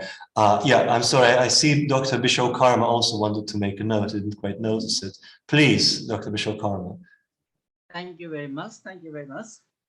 Well, I was really inspired with the emerging scholars, the novice scholars who has presented the rigorous research facts. It was really enchanting to all of us. Regarding this the presentation of Jan's, I just wanted to remind him one thing. He has learned so many languages, right? So he might have the diverse experiences. He has observed the different language speakers and then collected the facts and figures. Even that's Elisa and Nikolai and Dimitri also did the same. So they might have adopted one of the approach. In Nepal, generally language learning, multilingual learning study is one of the approach of survival. A child cannot survive if he cannot learn 2 or 3 languages. For example, they must learn their own mother tongue. They have different mother tongue. When they go to school, they have to learn another language, community language, and they have to learn the national language, Nepali language, and English language also is being compulsory. This is the international language. So at least 4 languages they have to be acquainted while learning. It will be familiar in the school as well. That's the reason that they must learn at least 4 languages. And here, language coexistence approach. One of the approaches developed in Nepal that every language is important for them. Every language, that's a mother tongue, important for their cultural identity or something else, and a religious purpose or something like that. National language is the national language, community language for the survival within the friends, and then the international language for the broader communication. That's why it is essential fact for the Nepalese children. So you can adopt one of the language, let's say contrastive analysis of this one. So that can be one of the another contribution in the coming generation, and can contribute even in this field as well. I saw this one. And Arisha, Nikolai, and Dimitri also, they can have this the diverse issues raised. That is also really appreciative. When even that Karina's also, I could find some of the approaches. All of three presenters, I would like to suggest you that only one thing, just please try your best to validate your knowledge with certain theoretical background. So we validate the knowledge with the existing knowledge, right? You find some certain finding from your research. These are quite interesting, fantastic facts are yours, rigorous research you have done, but that should be validated with the certain theoretical background. So with this theoretical background, you will validate your knowledge that can be added in the knowledge world. That's why it can be, enhancing the broader area polyglot study. So this is what I wanted to suggest you. Please validate your knowledge with your theoretical background. Yes, that is very much important, because while doing research, even for my PhDs, also I could try my best to validate the knowledge, through the this theoretical background. Theoretical background, whenever it is being lacking, then your sound research also can have loose ground. That's why I just wanted to suggest, please take it seriously.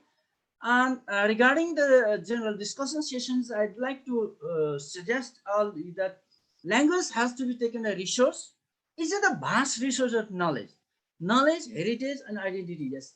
And regarding this polyglottery issue, it is the political. What I have found is the number of language has been degrading, because due to the power issues, the language has been degraded. Yes, so many languages has been dead. We are also being terrifying in our context.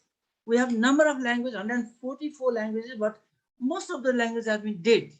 Now it's the time of revival of language, and how the new generation can be emerge with the philosophical idea, theoretical backup, rigorous research, so that language can be revived. Due to the revival of the language, the cultural identity, knowledge, heritage of knowledge, and everything also can be revived. So this is a crucial issue in that perspective. Polyglottery can be one and only one solution. The ideology and polyglottery idea can be the solution for the crisis of this language death or something like that. And regarding Professor Dina Nikulicheva, also I just wanted to add one more thing, that enchanting and that's Gothic the concept. This has been prevailing in Nepalese society as well. In Nepal, what happens is multiple ethnic groups are there. Their healing system, their praying system, their ancestors, healing system also being based on the healing system. It is believed that people can directly talk with the ghost, and they can talk with the girl with the use of language, different language, even in Tibetan language as well, and Tamang language, Rai language, different languages are there. They can talk, they can communicate with the spiritual body, celestial body, so that they can recover the sick person or patient in Nepal. This is the custom, and there is a lot of things to research in the area. And the multi-glotted, polyglottery or multilingual system or the strategy can be only one the best ideology, without which we cannot learn anything else in the ethnic, cultural, or healing system of ethnic people of Nepal. That's why Nepal can be one of the fertile ground in the polyglottery. And in a sense, if you have any sort of thing or sort of learning, we can support some of the ideas, issues, challenges that we can raise in the Nepalese context as well. With this all, I'd like to thanks to all the rigorous researcher for your fact-based research and then good findings. Thank you for the opportunity. Just I share the ideas here in Nepal that could be helpful to you as well. That's all. Thank you. Thank you very much. Thank you, Dr. Bishwakarma. And indeed, just drawing on what you have just said, I wanted to make a comment that perhaps hopefully having more participants from Nepal and other Asian countries as our future seminars, will have a broader vision of languages and polyglot issues. Because indeed, until recently, polyglot studies and polyglots themselves, the ones that we know about, the ones that are publicly known and famous polyglots, they usually concentrate on European languages, Western polyglots. So most of their repertoire is usually European languages, which is of course justified, and there's no question about that. It's only natural for it to be so if they come from Europe, from North America, etc. So I just observed that in the recent years, some languages, they get added to polyglot repertoire. Well, Professor Arguelles is known for his proficient knowledge of Korean and his publications of reference materials in that language, and there are more and more polyglots learning Chinese and Japanese these days. Yes, but still it is, I would say, quite limited. So it's quite a rare polyglot who would be proficient in multiple Asian languages. Right, so you have many more people who are proficient in numerous European languages. So I hope we'll be able to broaden this vision and have more people from Asia and learn about the languages that they know and the situations that polyglots in Nepal and other corners of the world and there in Asia find themselves in, and how they use and manage these different languages, where they're not only for fun, as we have just seen before, as it is the case sometimes with your Western polyglots, where it's just pursuit of interest, intellectual interest, or just for entertaining, and perhaps, as some people would say, but where it's just a necessity for survival in society, right? Where you can't function if you only have one language. So this should probably offer a different perspective on things, and the social value of the knowledge of multiple languages, right, and the socially significant purposes to which multilingual expertise can be applied. So thank you for raising these issues, and I look forward to having more participants from Nepal in particular at our future meetings. Also, drawing on what Professor Arguelles said earlier and his comments, so they really came up to my mind. If before, indeed, polyglots just felt that, the more languages you know, the easier it gets. So there was this kind of intuitive, emotional realization that it just works so. But perhaps now with, now that polyglot studies as an academic discipline advance, and we have more and more data and scientifically processed data to analyze, to publish, right, to share with the academic world. Perhaps we now find ourselves on the at the frontier of discovering some quantitative, perhaps numerical values for those intuitions before, like Jan sharing some figures that were drawn from his experience of how many hours perhaps it just takes on average to make the next related language easier to learn, and so on. Of course, this has to be verified against the data of other polyglots, and hopefully we'll have more people doing the systematic accounts of their language study.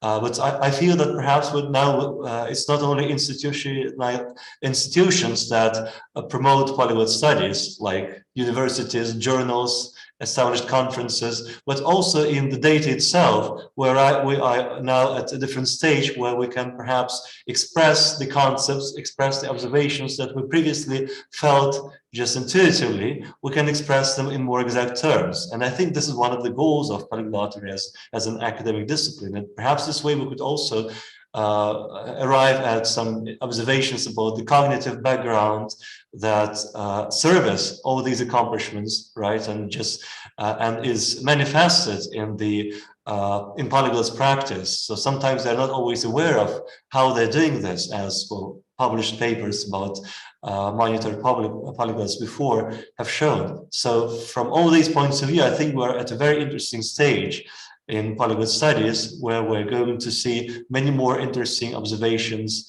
and discoveries, which will also be contributed to by our fellow young researchers, some of whom were with us today. And again, I thank you for your kindness and attention.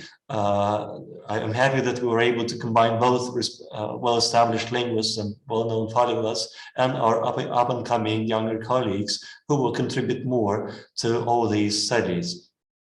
So as for the immediate perspectives, indeed, I would only reiterate that at the end of May, there will be a special session on polyglottery, psycholinguistic studies in polyglottery as part of the bigger Russian Congress on psycholinguistics at the end of May, and the session will be chaired and organized by Dr. Nikulicheva. Well, I don't know what format it will have, if we meet offline or if there will be possibilities of getting access to it online, so we haven't had details from the organizers yet, so perhaps we will know. But I'm happy to say that both Jan and well, myself and our students from МГИМО University, they will be presenting there in Russian too, and they have submitted abstracts, which will be published in the proceedings of it in English.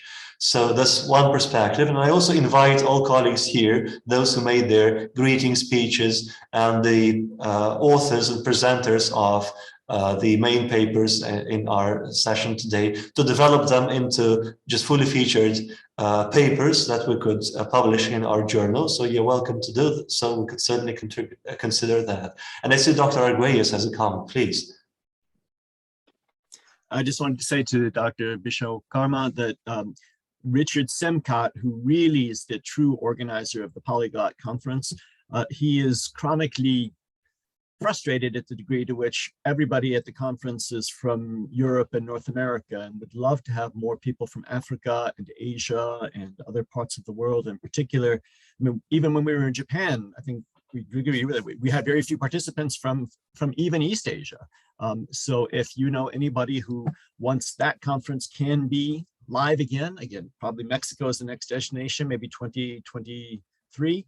If you know people that want to go, but think I can't because of lack of financial support, the Polyglot Conference is not terribly well endowed, but if you know somebody who would like to go and give a good presentation, I think you would be very supportive of that.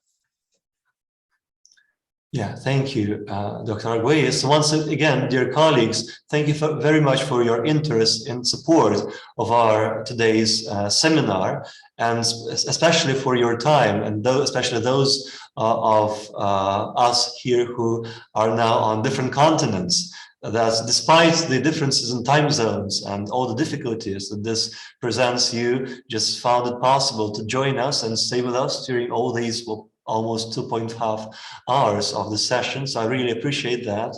And you're all, needless to say, very welcome at our subsequent seminars. And please, let's stay connected and let's collaborate on the immediate projects that we've thought of, dead languages, publications, next meetings, just still before the third seminar, which will take in due course sometime in autumn, I think. But there are many projects to work on together before we come together again for another session to share the results of studies, accomplishments that we will be able to achieve over the next months. So thank you once again. Please stay connected, and best of luck with all our endeavors and pursuits. We'll be in touch. Thank you so much. Thank you for Thank you. Thank you.